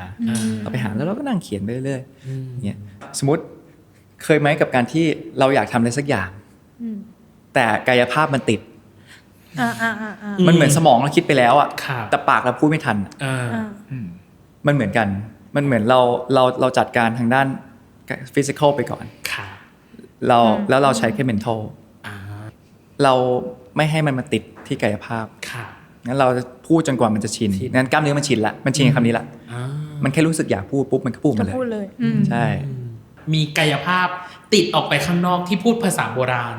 อยู่ ไม่ หรื มี อเปล่าไม่มี เพราะมัน เอาไม่รู้ไงเผื่อแบบมันยังแบบ เผื่อ ตก ใช้ ค้างอยู่ข้างในอยู่ muscle memory ไง อะไรอย่างเงี้ยมาโซ่มันยังใช้ได้อยู่ ไม่มีทุกครั้งที่คัดโปก็จะทิ้งมันไว้ตรงนั้น อ๋อโอเค แล้วก็จะขอบคุณเขา ค่ะ เสร็จแล้ววันนี้แล้วพรุ่งนี้เริ่มต้นกันใหม่ อ่ะแล้วอย่างของมายล่ะ ฝั่ง มี พี่ ไหม มาย มีทักษะอะไรที่พี่ลิสต์มาเมื่อกี้นี้ การตัดช้อยเรื่องของทักษะดนตรีการหาบาลานซ์มีเพิ่มไหม เรื่องเบสิกทั้งหลายเกี่ยวกับการแสดง ฟาวเดชั่นต่างๆเกี่ยวกับการแสดงมันทำให้เราจัดการหรือนำพาสิ่งที่เราอยากจะทำอยากจะรังสรรค์ออกไปได้ง่ายขึ้นเบสิกต่างๆเท่าที่ได้รับมาจากครูทุกคน หรือจากการจิกโปรมาจิกนักแสดงคนอื่นมานึกออกไหม เธอขโมยเหรอ นิ่งๆหน่อยๆมาเทคนิคต่างๆที่เรามาลองทำแล้วมันทำมันเวิร์กกับเราอะไรอย่างเงี้ยถ้าสมมติโปรพูดเรื่องพูดเป็นคำๆเนี่ยแต่ผมก็จะใช้เบสิกที่เขาจะเอาจุกก๊อกหรืออะไรเงี้ย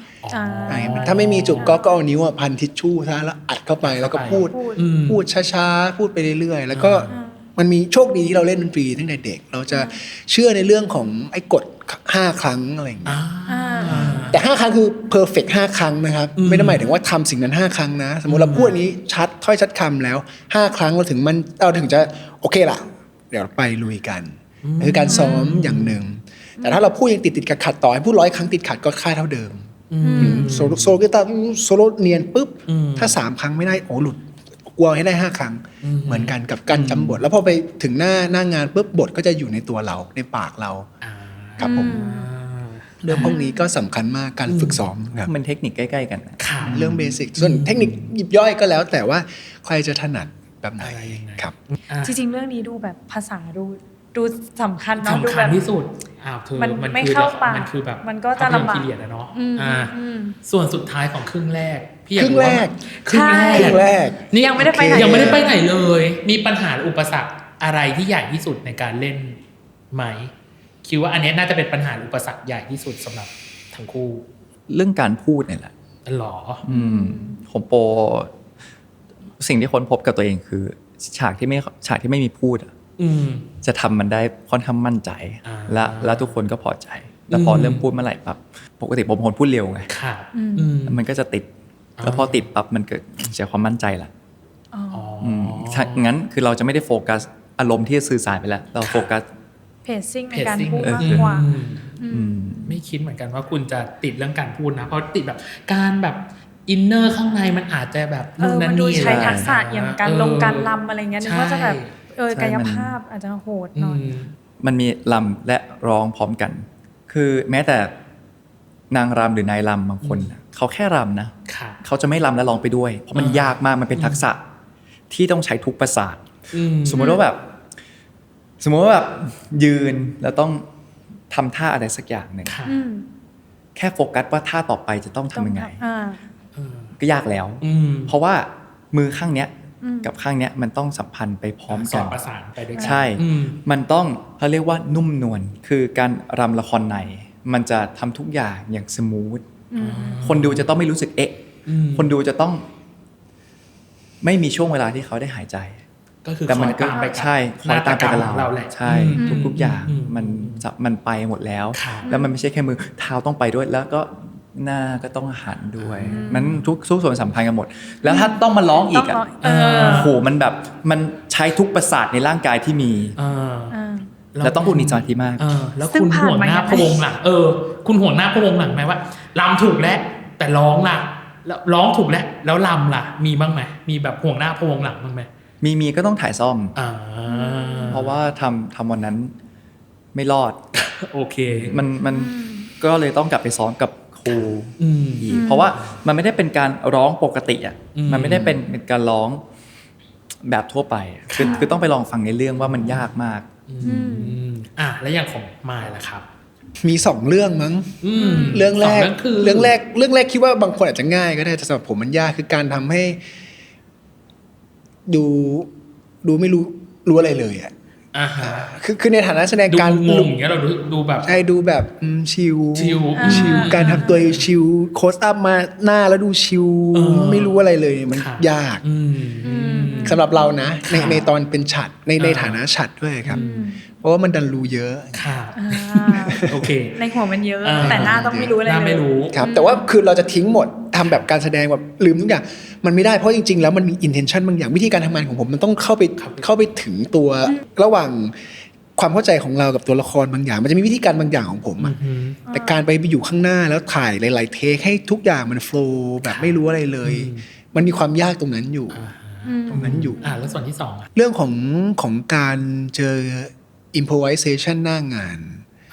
จริงๆต้องพูดตามตรงว่าเราอยู่กับตะพวนมาก่อนถ่ายประมาณ7 เดือนมั้ง6-7 เดือนสำหรับผมถือว่าน้อยมาก หรอ เพราะผมสำหรับผมส่วนตัวผมให้คุณค่ากับทักษะต่างๆค่อนข้างสูง การจะคราฟงานการจะมีทักษะต่างๆมันผมว่ามันใช้เวลาเยอะอะไม่ว่าจะเป็นทักษะไหนก็ตามเพราะเราสมมติเราเล่นกีตาร์มาก่อนเรารู้ว่ากว่าจะเล่นได้ อย่างเนียบเนียแนบเนียแล้วอย่างสั่งงานได้อย่างสร้างสรรค์งานมันยากตลอด 6-7 เดือนนั้นเราก็พยายามจะซ้อมเบสิกทุกอย่างหรือว่าพยายามจะต่อเพลงกับครูต้องขอบคุณครูอาร์มด้วยนะครับเขาสอนดีมากเก่งมากเข้าใจในการจัดการและการสอนคือแอบต่อเพลงไว้เยอะและโชคดีที่การที่เปลี่ยนซีนหรือการสื่อสารบางอย่างเนี่ยทำให้ต้องย้ายจากเพลง A ไปเพลง B หรือเพลง C เนี่ยซึ่งดนตรีไทยมันไม่เหมือนสากลที่คุณเอาเคยได้ยินแวบๆเจอคอร์ดแล้วอิมพอไวส์ดนตรีไทยคุณต้องจำแก่นหลักของมันให้ได้ก่อนจะอิมพอไวส์ก็ได้และเอาในการอิมพอไวส์ไปใส่ให้ได้มันจะมีแกลบอย่างนั้นอยู่บ้างซึ่งมันยากมากในเวลาแค่จะถ่ายตอนบ่ายแล้วเราลุกตอนเช้าอย่างเงี้ยครับชอบการแบบมันคือการจัดการอะไรบางอย่างซึ่งเป็นเรื่องธรรมดาของกองที่มีโอกาสจะเจออยู่แล้วครับโชคดีที่รักดนตรีแล้วอยู่ได้บ้างครับโอเคจริงดูหนักสาหัสกันทั้งสองคนเหมือนกันนะกับทักษะทั้งหมดอยู่ในช่วงครึ่งหลังของเราจะมาพูดถึงการร่วมงานพี่มีเกมให้เล่นเล็กน้อยครับชอบนะจะไม่เครียดแล้วจะไม่เครียดแล้วสัญญาสัญญาจะไม่เครียดแล้วจะไม่เครียดน้อยกว่านี้กันเดี๋ยวมาเจอกันในเสียงผมต่ำหมดเลยทุกคำตอบที่ผมตอบดึงต่ำเหมือนกันโอเคเดี๋ยวมาเจอกันในช่วงครึ่งหลังของเวอร์ไวครับผมค่ะ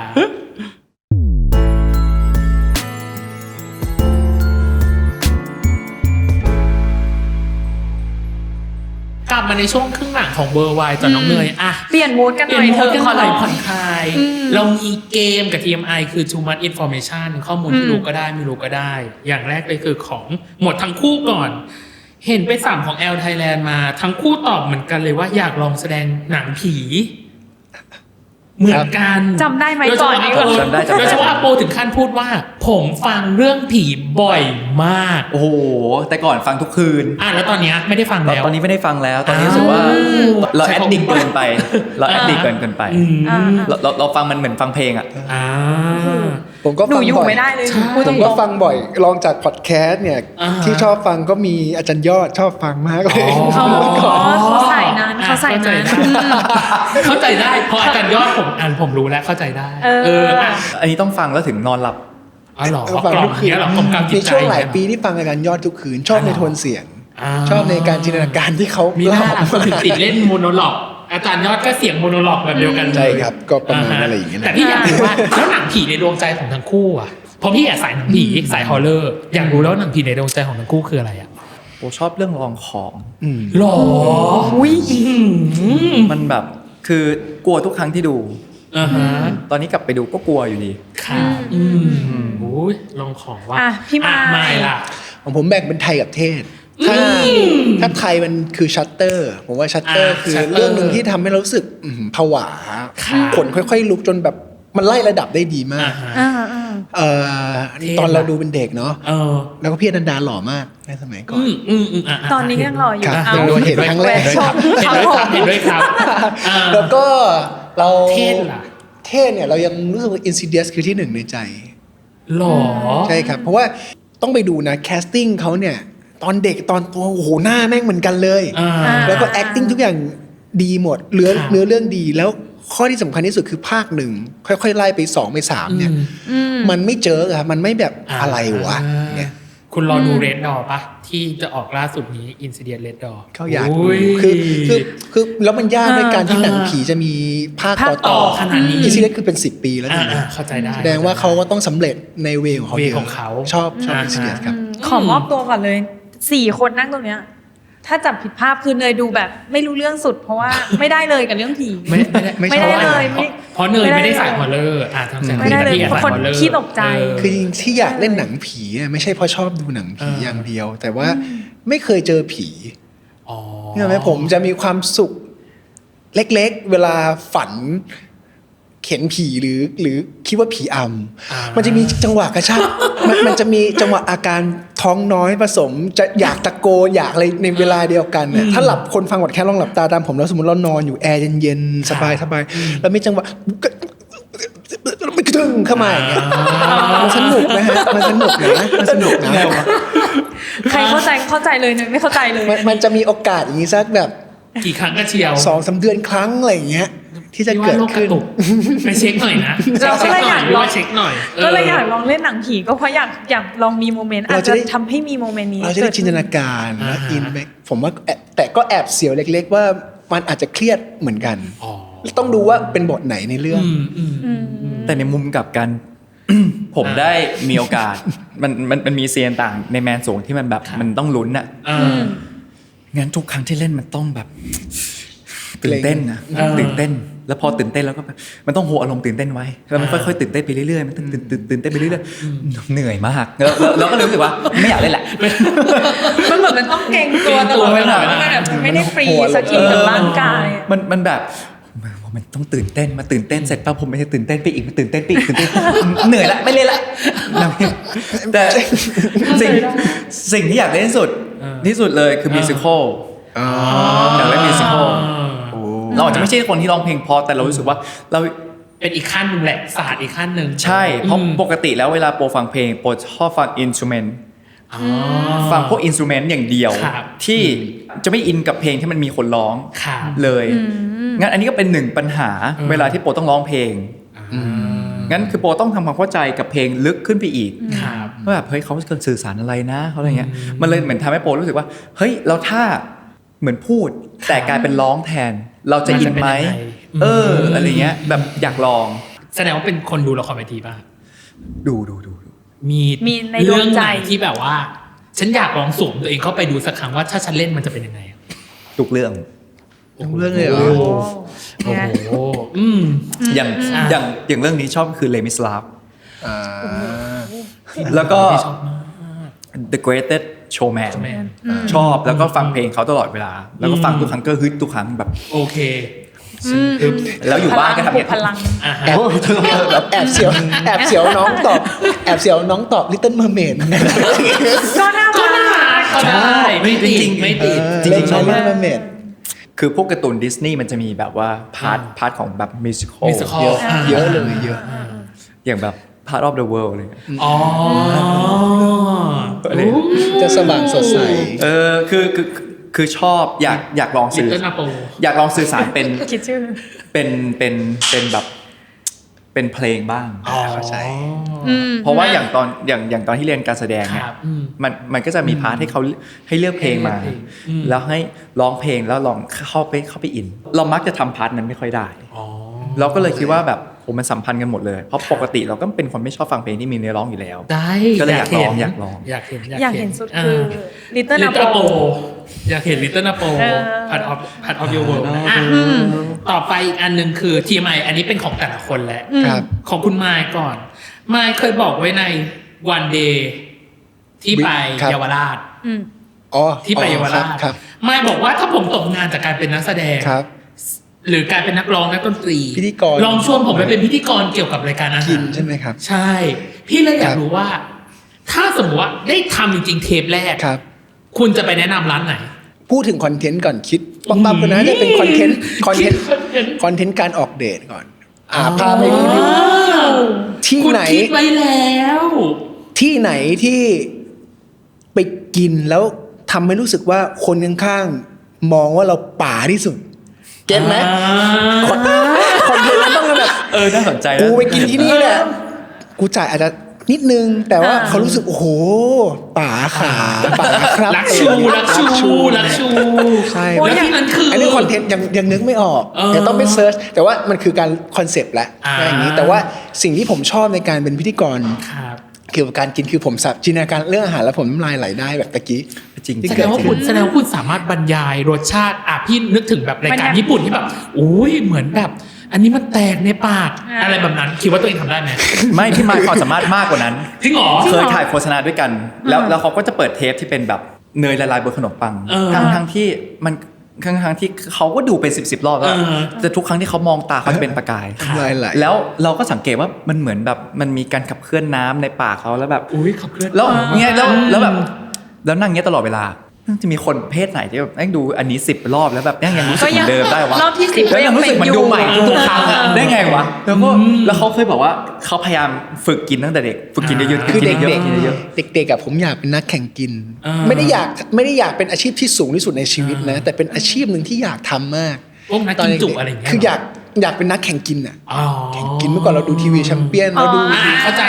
ได้เยอะไหม กินจุกินไส้กรอก ใช่แล้วเราก็ดู 100 ชิ้น แล้วเราก็ซ้อม ะไรย่งงี้ ตามอะไรเงี้ย ซ้อมไม่หรอ ก็ซ้อมว่ากิน จริงเหรอ อยากรู้แล้วตอนเด็กๆเคยมีอันไหนไหมที่เราแบบมั่นใจว่า มั่นใจ ถ้าอันเนี้ยมีคนมาแข่งกับเราเราชนะ ชนะแน่ กินได้เยอะที่สุด เออ ข้าวเหนียวกับลาบ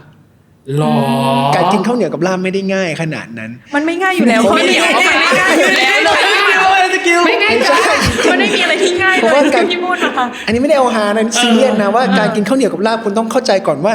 ข้าวเหนียวเนี่ยมันเม็ดเล็ก ครับ แล้วลาบมันก็เล็กๆไปหมดนะแล้วการที่รวมกันกินให้ได้เยอะที่สุดทุกอย่างมันเข้าไปในร่างกายเราเร็ว แล้วเต็มในท้องเราได้เร็วอ่ะแป๊บเดียวมันหมดนะ แต่ทักษะของการกินจุนอกจากจะทำให้เร็วแล้วคือต้องให้ได้มาก การกินลาบกับข้าวเหนียวให้ได้มากที่สุดเนี่ยโอ้โหผมว่าถึงจุดหนึ่งอาจจะครึ่งเวลาหรือ 80% ของเวลาควรจะเริ่มตัน ครับ แล้วถ้าเผลอไปสะกิดอีกนิดนึงอ้วก อ้วก มันอ้วกง่ายเพราะมันเล็กอยู่แล้ว เข้าใจได้ เพราะ ดู ผม มีหลักการ จริง ดี ผมว่าผมเคยฝึกกินข้าวเหนียวกับลาบตอนเด็กๆอ่ะเด็กน้อยอ่ะกินแล้วไปหาหมอฟันที่ขอนแก่นแล้วเขาทำฟันแล้วอ้วกใส่บ่อจริงๆอย่างนี้ก็เลยรู้ว่าโอ้โหมันย่อยง่ายเกินไปเมื่อวานมันไม่ย่อยแหละแต่หมายถึงมันโชว์ออกมาง่ายจังเลย ใครก็ได้นะใครก็ได้ที่ดูเทปนี้ ใครก็ได้ช่วยทำรายการให้พี่ไมค์เถอะ ใช่ ขอร้องหนูจะดูวนเอง แต่มายเคยบอกว่า เทปแรกทำฟรีนะเทปต่อไปคือ ใช่ครับเทปแรก เออ เทปแรกเหมือนป๋าไง อ่า เทปอื่นก็ ถ้าอยากเห็นกินจุลองดู มี ลอง trial ดู ให้ ว่ากัน หนึ่ง ไป เทป ส่วนของอโปก็บอกไว้ในวันเดย์อโปเหมือนกันอโปบอกชอบแฟชั่นมากๆชอบการแต่งตัวมากๆชอบเอลวิสมากๆแฟชั่นยุค60 70 80นี่คือแบบว่าประทับใจปรับปลื้มแต่พี่อยากรู้ว่ามันยังมีแฟชั่นแบบไหนไหมที่อโปไม่เคยลอง แต่อยากลอง drag เนี่ยยังไม่เคยเลย แดรก ชนะปะ ชนะ ซื้อหวยถูกแล้วตอน ช เนี้ นะ ย เพราะตอนแรกอะพี่เดาไว้ว่าเป็นแฟชั่นแบบแอนโดรจินัสคือมันถึงว่าแบบผู้ชายดอกไม้อะแบบใส่เพราะพี่ไม่เคยเห็น อันนั้นเคยถ่ายหนังสืออยู่ แดรก ไม่ เดี๋ยว เคย แดรกคือยังไงขยาย แร ค ก วาม คือ จริงๆแจ็คก็คือแต่งข้ามเพศอ่ะ อ๋อ พี่ใช้คำว่า cross dresser ครอเดเซอร์ ก็คือแบบว่าแต่งเป็นผู้หญิงเลยบล็อกตา เก็ต ใส่วิกอะไรอย่างนี้เลย เก็ต ถ้าสมมติอันนี้พี่ยกตัวอย่างเลยเช่นมาตาลาดา พี่ชายชาติโยดม ม แบบนั้น โอเค ใช่ โอ ประ เค มาณนั้น แต่ไม่รู้ว่าที่โปมองคือแดรกแบบเหมือนที่เขาแบบทำโชว์เหมือนพี่แบบอย่างเช่นพี่ปันจีน่าฮิลส์อะไรอย่างเงี้ยคือเบอร์นั้นเลยไหมที่โปอยากลอง ตอนนี้ยังไม่ได้มีความคิดอยากลอง แต่แค่รู้สึกว่าแนวนั้นน่ะเรายังไม่เคยไป เพราะว่าช่างหน้าที่แต่งให้ผมเนี่ยเขาก็แต่งแดรกเหมือนกัน อ๋อ แล้วเขาก็แต่งให้คนอื่นเป็นแดรกแล้วเขาแต่งตัวเองด้วยแล้วเขาจะพูดให้ฟังประจำแล้วเราก็โอ้โหฟังว่าแบบประสบการณ์เป็นยังไงอะไรอย่างเงี้ย ครับ แต่เก๋ไก่นะแดรกนึกออกไหมแดรกควีนอย่างนี้ใช่ไหม ใช่ ใช่ ได้ควีน ใช่ ได้ควีน ใช่ ได้ค ใช่ วีนประมาณนี้ไหมน้องเนยสำหรับ ประมาณ เทียบ นี้ ในต่อไปคือวันมินิชาเลนจ์เป็นสปิริตควิดถามเร็วตอบเร็ว เกมนี้อาจจะขัดใจอโปสักนิดนึง ทำไม เพราะว่าอโปเคยบอกไว้ในสัมภาษณ์ของวดานเป็นฟันแฟกข้อสุดท้ายว่าอโปไม่ค่อยถูกกับตัวเลข สักเท่าไหร่นับเลขไม่ค่อยถูก แต่เกมเนี้ยพี่จะให้เล่นเกี่ยวกับตัวเลขคือจาก0 ถึง 10โอเคครับ จาก0 ถึง 10มาให้เล่นให้ตอบเป็นตัวเลขตั้งแต่0 ถึง 10โดยพี่จะมีโจทย์อย่างเช่น ไม่สระผมนานที่สุดกี่วัน อ๋อ สามารถ ชอบ สามารถกินเค้กได้มากที่สุดกี่ชิ้น ประมาณนี้ถ้าข้อไหนไม่มีให้ตอบ0แต่ถ้าข้อไหนมากกว่า10ถ้าข้อไหนเกิน10ไปให้ตอบว่ามากกว่าโอเค 10มีคนละ10ข้อไม่เหมือนกัน ห้ามลอกกันบ้านกัน ห้าม นะ ลอก คะ กันบ้าง โอเคโอเค บอก ไม่เห เล มือย นกั ว่าน นะไม่เหมือนกันไม่เหมือนกันไม่ต้องมีใคร บอก เดียว พี่ โอเค บอกเลยว่าพี่คัดสรรข้อที่ทำมาอย่างดีวันมินิชาเลนจ์ของมายเริ่มต้นนะบัดนี้ครับ ความน่ารักของตัวเอง 6แล้วกันครับ อ๋อจำนวนกีตาร์ที่สะสม โอ้มากกว่า10ครับ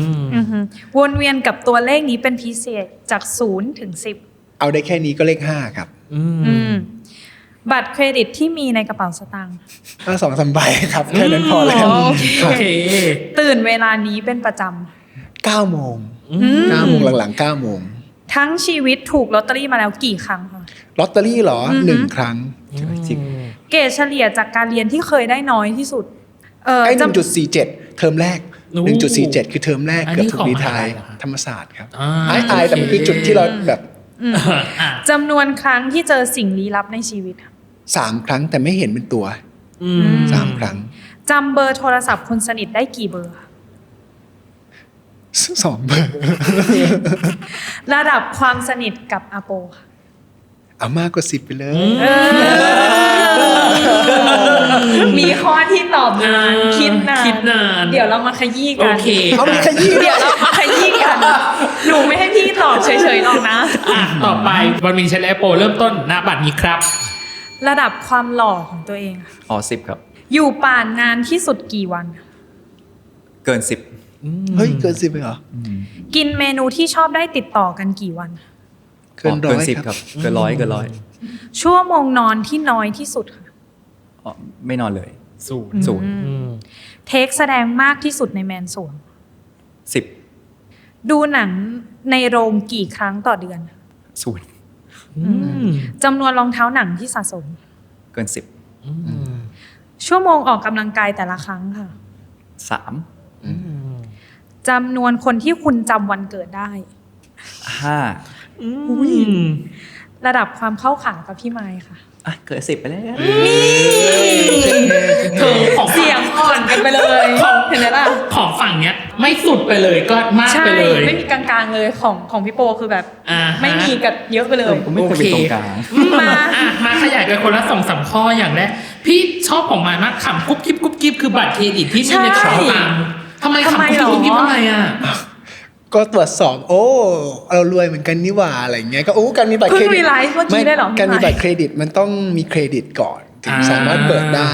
แล้วเราก็คุกกี้ที่สองคือเราก็แต่กูแทบไม่รูดเลยนะกูแทบไม่ได้ใช้เลยนะ ก็หมายความว่ายอดมันต่ำมากมีเครดิตแต่มันไม่มีการใช้งานจริงๆแล้วเขาก็น่าจะโทรมาถามว่าเอ้ยยังไงบ้างเนี่ยเลยแอบจินตนาการผมชอบคิดอะไรอย่างเงี้ยครับในหัว ที่บอกทางชีวิตถูกลอตเตอรี่มาแล้วกี่ครั้งหนึ่ง หนึ่งครั้ง ได้รางวัลเท่าไหร่ 2 ตัวเองครับ อ๋อเหรอ เลขท้าย เป็นงาน กี่ใบ เป็นงาน ใบบ เดียว วชเป็นงานใบเดียว ใบเดียว เพราะว่าเป็นงานบวชเวลาหน้าเขาจะที่เขาจะเข้าอ่ะเขาจะแจกลอตเตอรี่โยน อ๋อ แล้วก็ใบก็เอามาถูกเฉยเลย อืม อะไรอย่างเงี้ยครับ นานยังฮะ โอ้ 8-9 ปีแล้วครับ โอ้นานอยู่นะ แล้วก็เป็น แต่หลังจากนั้นไม่ค่อยเสี่ยงโชคปั๊บเป็นคนไม่ได้ ก็เป็นเหยื่อ สี่ยงโชค ตอนนั้นเป็นเหยื่อล่อแรกแล้ว อ๋อ เหมือนปลาปั๊บจนวันหนึ่งหัวไปชนโขดหิน แล้วรู้ตัวว่าโอ้โหเราโดนกับรัฐไปเยอะเหมือนกันนะเราบริจาคภาษีไปเยอะ พี่ขอถามข้อ 9ที่บอกว่าจำโทรศัพท์ได้2 เบอร์จำใครได้ เบอร์พ่อกับแม่ มันแน่นอนอยู่แล้วนี่ คือ ทำไมเธอจะถามข้ออื่นเหรอ ไม่จริงๆอยากถามเรื่องข้อลี้ลับ อ่า แต่ว่า ข้อลี้ลับ 3 ครั้ง เล่า มัน ได้ เยอะ นะ เหมือนกันนะ แต่ว่าอันนี้คือไม่ได้เห็นไม่ได้รู้ใช่ไหมว่ามันคือแบบตัวเป็นตนหรือยังไงใช่ไหม ไม่เห็นเป็นก้อนเป็นตัว อ่า คืออย่างนี้ผมเป็นคนเล่นพระเมื่อก่อน อ๋อ ผมคืออย่างนี้เวลาผมทำอะไรอ่ะเวลาผมอินจัดแล้วเราก็มีเวลานิดนึง ค่ะ สังเกตว่าโดดเรียนจนได้เกรดต่ำๆใช่ไหม อ่า แต่เราจะมีเวลาในการไป discover แหม ไปเจออะไรใหม่ๆมันมีช่วงหนึ่งเราเล่นพระครับ ค่ะ พระอยู่กลุ่มหนึ่งขออนุญาตไม่เอ่ยชื่อกลุ่ม ได้ครับได้ แต่ ครับ พี่เขาว่า เออ เราเล่นมาแล้วพระกลุ่มนั้นเนี่ยถ้าเชื่อว่าองค์นั้นปลุกเสก ค่ะ ต้องมีพรายกุมารด้วยอะไรเงี้ย เป็นพระนะครับไม่ใช่เครื่องรางที่ไม่ดีนะ ค่ะ แต่อาจารย์พระคนเดียวองค์เดียวกันก็จะมีพรายกุมาร คือมีกุมารในนั้น แล้วก็มีพรายแยกกันคือในพระจะมีกุมารข้างนอกจะมีพราย แล้วเราก็บูชามาตามเลเยอร์ มีการมาเคาะประตู ครับ เคาะกระจกเมื่อก่อนอยู่หอพัก อ่า ตี 2ตี 3คุยโทรศัพท์สักพักมีเสียงมาตบกระจก ซึ่งไม่มีระเบียงดังปังปังปังอย่างเงี้ยแล้วก็คนในโทรศัพท์ได้ยินไหมก็ได้ยินเราก็จะไปปุ๊บมันก็ปังปังปังรอบ2แล้วตกใจแล้วก็รีบอีกแป๊บนึงรีบไปเปิดดูคือ ค่ะ ไม่ได้กลัวผีขนาดนั้นก็รีบไปเปิดดูแล้วเอาแม่งไม่มีอะไรเลย ไม่มีนกไม่มีอะไรต่างๆนานาแต่มันไม่จบตรงที่วันถัดมาซึ่งเป็นวันที่ ที่สองที่เราบูชา ครับ พี่พลายองค์นั้นมาปึ๊บเราจะไปเรียนร้องเพลงแล้วเราก็ชอบแพชชั่นผ้าพันคอแบบกำลังผูกผ้าพันคอเราคิดถึงเรื่องเมื่อคืนตอนที่สองที่สามตอนนั้น9:15 9 โมงซัมติงปึ๊บก็คิดในใจโอ้โหถ้ามันมีจริงนะ ถ้าพี่มีจริงนะแอร์แม่งต้องปิดแล้วเว้ยคิดในใจปุ๊บแอร์โป๊กปิดสวิตช์มันหายไปปึ๊กเราก็แบบถ้ามันปิดทีวีแม่งก็ต้องดับดิวะ ครับ ถ้ามันก็ดับปุ๊บเรารู้สึกว่าเฮ้ยทีวีมันดับมันต้องเป็นสปริงมันดับได้ก็ไปกดมันกลายเป็นระบบแบบปุ่มดำๆเหมือน LED เหมือน แบบที่ต้องดันครับ ที่มันไม่ใช่สปริงอะ ครับ ก็แบบไม่น่าจะดีแล้วนะ มันเยอะไปหน่อยครับก็ว่ากันไป โอ้ อันนี้คือ1 ครั้ง 1 ใน 3อันเนี้ยน่ากลัวกว่าเจอเป็นตัวๆอีกนะ ไอการที่ไม่เห็นอะไรอ่ะจินตนาการเยอะกว่าอะไรที่เห็นอะไรอีก แล้วอย่างนี้พี่ก็ยังเป็นคนไม่กลัวผีก็ยังเสพเรื่องผีได้เป็นเรื่องปกติ ก็มีเกรงๆบ้างแต่เรียกว่ากลัวไหมไม่กลัวแต่เกรงๆบางทีฟังก็นิดหนึ่งก็ไม่ไปลบหลู่เขาอะไรอย่างเงี้ยครับ ต่อไปของอาโป ฝั่งพี่โปบ้าง ขยาย3ข้อเลยอย่างแรกคือเทคแสดงมากที่สุดในแมนสวงมากกว่า10 เทคหรือมากกว่า10 เทคฉากอะไรอ่ะ ก็ฉากรำนี่แหละครับ อ่า คือต้องบอกว่าการรำและร้องเนี่ยมันยากมาก แล้วสมมติว่าเรารำและเราร้อง เราต้อง acting ไปด้วยนะ ค่ะ เราต้องเห็นภาพตรงหน้าให้ชัดต่อให้ไม่มีคนนั่ง แล้วเสร็จปั๊บมันทุกส่วนมันต้องไปพร้อมกันทั้งร่างกาย แล้วมันก็ไม่ได้สักทีคือบางทีท่าได้แต่ acting ไม่ได้แบบ inner ไม่ได้แล้วแบบบางที inner ได้แต่ท่าไม่ได้หรือบางทีแบบ inner ได้แต่ลำไม่ไปพร้อมกับเสียงที่เราพูด บางทีได้หมดแต่ขอเผื่ออีกนิดนึง ไม่แต่มันยังไม่ถึงขั้นได้อะ ครับ มันเลยรู้สึกเขาเลยรู้สึกว่า มันไม่เคยเกิดสิ่งนี้ขึ้นกับอาโป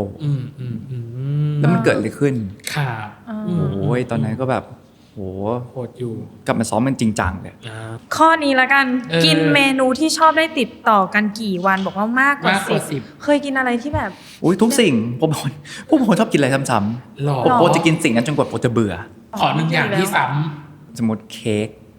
อ๋อเชิญเป็นคนชอบกินของหวานละสิ ไม่จริงๆ ชอบกินทุกสิ่ง แล้วตัวแค่นี้ได้ยังไง โอเคใช่สิเลยเมตาบอลิซึมเธอมันดีอ่ะสมมติเค้กก็จะกินเค้กอันนั้นอะ ค่ะ ซ้ำแล้วไปทุกวันจนกว่าจะเบื่อสมมุติแบบเฮ้ยอยากเบื่อละไม่ได้ละที่นี่มันไกลไม่อยากขับมาก็จะกินประมาณ 4-5 ชิ้น ค่ะ แล้วมันเลี่ยนละโอเคเบื่อละไม่เอาละ ถ้าเบื่ออันนี้แล้วจะไม่กินอันนี้อีกแล้วเลยปะหรือว่าก็นานๆกลับมาได้อยู่ ถ้าเบื่อแล้วก็จะไม่ค่อยกินละ ค่ะ เป็นคนเบื่อแล้วเบื่อเลยแต่ถ้าเป็นของคาวก็ยังมีอยู่เนี่ยตอนนี้ก็นึกถึงก๋วยจับที่แบบพริกไทยเยอะๆอะไรเงี้ย อีกข้อหนึ่งคือจำนวนคนที่คุณจำวันเกิดได้5 คน 5 คนนี่คือเดาแล้วเมื่อกี้คิดไปคิดมาก็ไม่มีเลยนี่หว่า 0เหรอ นี่ ใช่ไม่จริงคือตอนแรกอ่ะเห็นหน้าคนที่เราจำได้ ครับ แต่พอมาคิดไปคิดมาจำได้แค่หน้าว่ะ อ๋อจำได้แค่หน้า จำได้แค่หน้า จำรายละเอียด จำมันเกิดไม่ได้ คือเพิ่งมาเรียนรู้ตอนโตขึ้นมาแล้วว่าเฮ้ยวันเกิดคนสำคัญเหมือนกันนะมันฟูลฟิลคนนะ ค่ะ เพราะแม้แต่วันเกิดเราเองก็ไม่จำเรามีคนที่รักเรามากขึ้นเนี่ยพอเขาจัดวันเกิดให้เรารู้สึกว่าโหคุณค่าของความรักนี่มันแบบมากขนาดนี้เลยมันเลยมันทำให้เราเริ่มแบบรีมายตัวเองมากขึ้น เริ่มแบบเรียกว่าแบบเปลี่ยนมุมมองมากขึ้นอ๋อโอเคเข้าใจมากขึ้นเลยครับ จบและเกม ประมาณเรียบร้อยแต่ที่จริงมันจะมีเกมอีกนิดหน่อยที่พูดถึงการร่วมงาน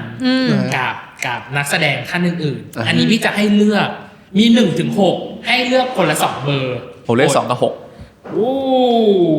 อันหนึ่ง 2 กับ 6 ผม1 กับ 5 1 กับ 5โอ้โห เรียกนำโชค โอเคของพี่โปนะ2 กับ 6ใช่ไหม2คือพี่บาสร่วมงานกับพี่บาสเป็นยังไงบ้างกับเรื่องนี้แมนสวง เหมือนเห็นตัวเองตอนเด็กประสบการณ์เขายังไม่เยอะหรอกแต่เขามีความตั้งใจเลยรู้สึกว่าถ้าวันหนึ่งที่เขาโตขึ้นแล้วเขาแบบเข้าใจโลกมากขึ้นแล้วเขาจัดการความตั้งใจเขาได้คิดว่าทุกอย่างจะกลมกล่อมขึ้นแต่ว่าดีที่มีความตั้งใจ ข้อ 6 คือพี่ออนอนงเป็นยังไง เป็นยังไงบ้าง คะ พี่อยากฟังข้อ คื นี้ แบบ คือดีมากที่โปแบบอยู่ดีเลือกข้อ 6 ขึ้นมาปึ้งขึ้นมา เป็นยังไงบ้างฮะการร่วมงานกับพี่ออน พี่ออนคือคนที่น่ารักและ humble อืม แล้วก็เขาคือคนที่มีประสบการณ์ ครับ แล้วก็ทำงานออกมาได้ค่อนข้างเนียบ อืม ของพี่ไมค์คือข้อ 2 กับข้อ ไม่ข้อหนึ่ง ข้อ ข้อหนึ่ง 1 กับข้อ ห้า 5ข้อ 1 คือพี่ต๋อง พี่ต๋องซิดชอยต๋องซิดชอย เป็นยังไงบ้างคะ ต๋องเป็นคนที่ตั้งใจมาก แล้วก็เป็นคนที่เอาเทคนิคทุกอย่างที่เขาได้ร่ำเรียนมา ครับ มาใช้ได้อย่างคุ้มค่ามากถ้าในหน้าเซตขอแซวเขานิดนึงคือถ้าหน้าเซตก็จะเห็นการจูนการวอร์มการเอ็กซ์ไซส์ต่างๆที่ทำเข้าถึงตัวละครไม่ว่าจะเป็นฮ่าฮึ่มฮ่าอะไรก็ว่าไปอันนี้แซวนะตั้งใจจริงๆซึ่งผมรู้สึกว่าเราอยู่เรือลำเดียวกับคนที่ตั้งใจขนาดนี้คือดี ส่วนเทคนิคของใครจะเป็นยังไงแล้วแต่เราเห็นเราแอบยิ้มทุกครั้งที่เห็นเขาหน้าเซตเวลาเราเฉียดเจอกันหรือเจอกันเราจะเห็นอาการอย่างนี้ตลอด ซึ่งต๋องเป็นคนตั้งใจมากจริงทั้งในและนอกจอครับ ข้อ 5 เนาะข้อ 5 คือคุณหนิง ครูหนิงเป็นเหมือนหนึ่งแกนกลางของเรื่องครับ อืม คือถ้าไม่มีครูหนิง ผมว่าแมนสวงก็อาจจะไม่ใช่แบบนี้ เพราะว่าเป็นทั้งผู้กำกับ acting coach ครับ คนพัฒนาบท แล้วก็ใน post production เขาก็คงเข้าไปดูตามหน้าที่ของผู้กำกับ ซึ่งทุกอนูของการทำเนี่ยครูหนิงก็คืออยู่ในทุกอนู เจออนู แล้วครูหนิงเป็นคนที่ open mind แล้วก็ตั้งใจมองโลกบนความเป็นจริง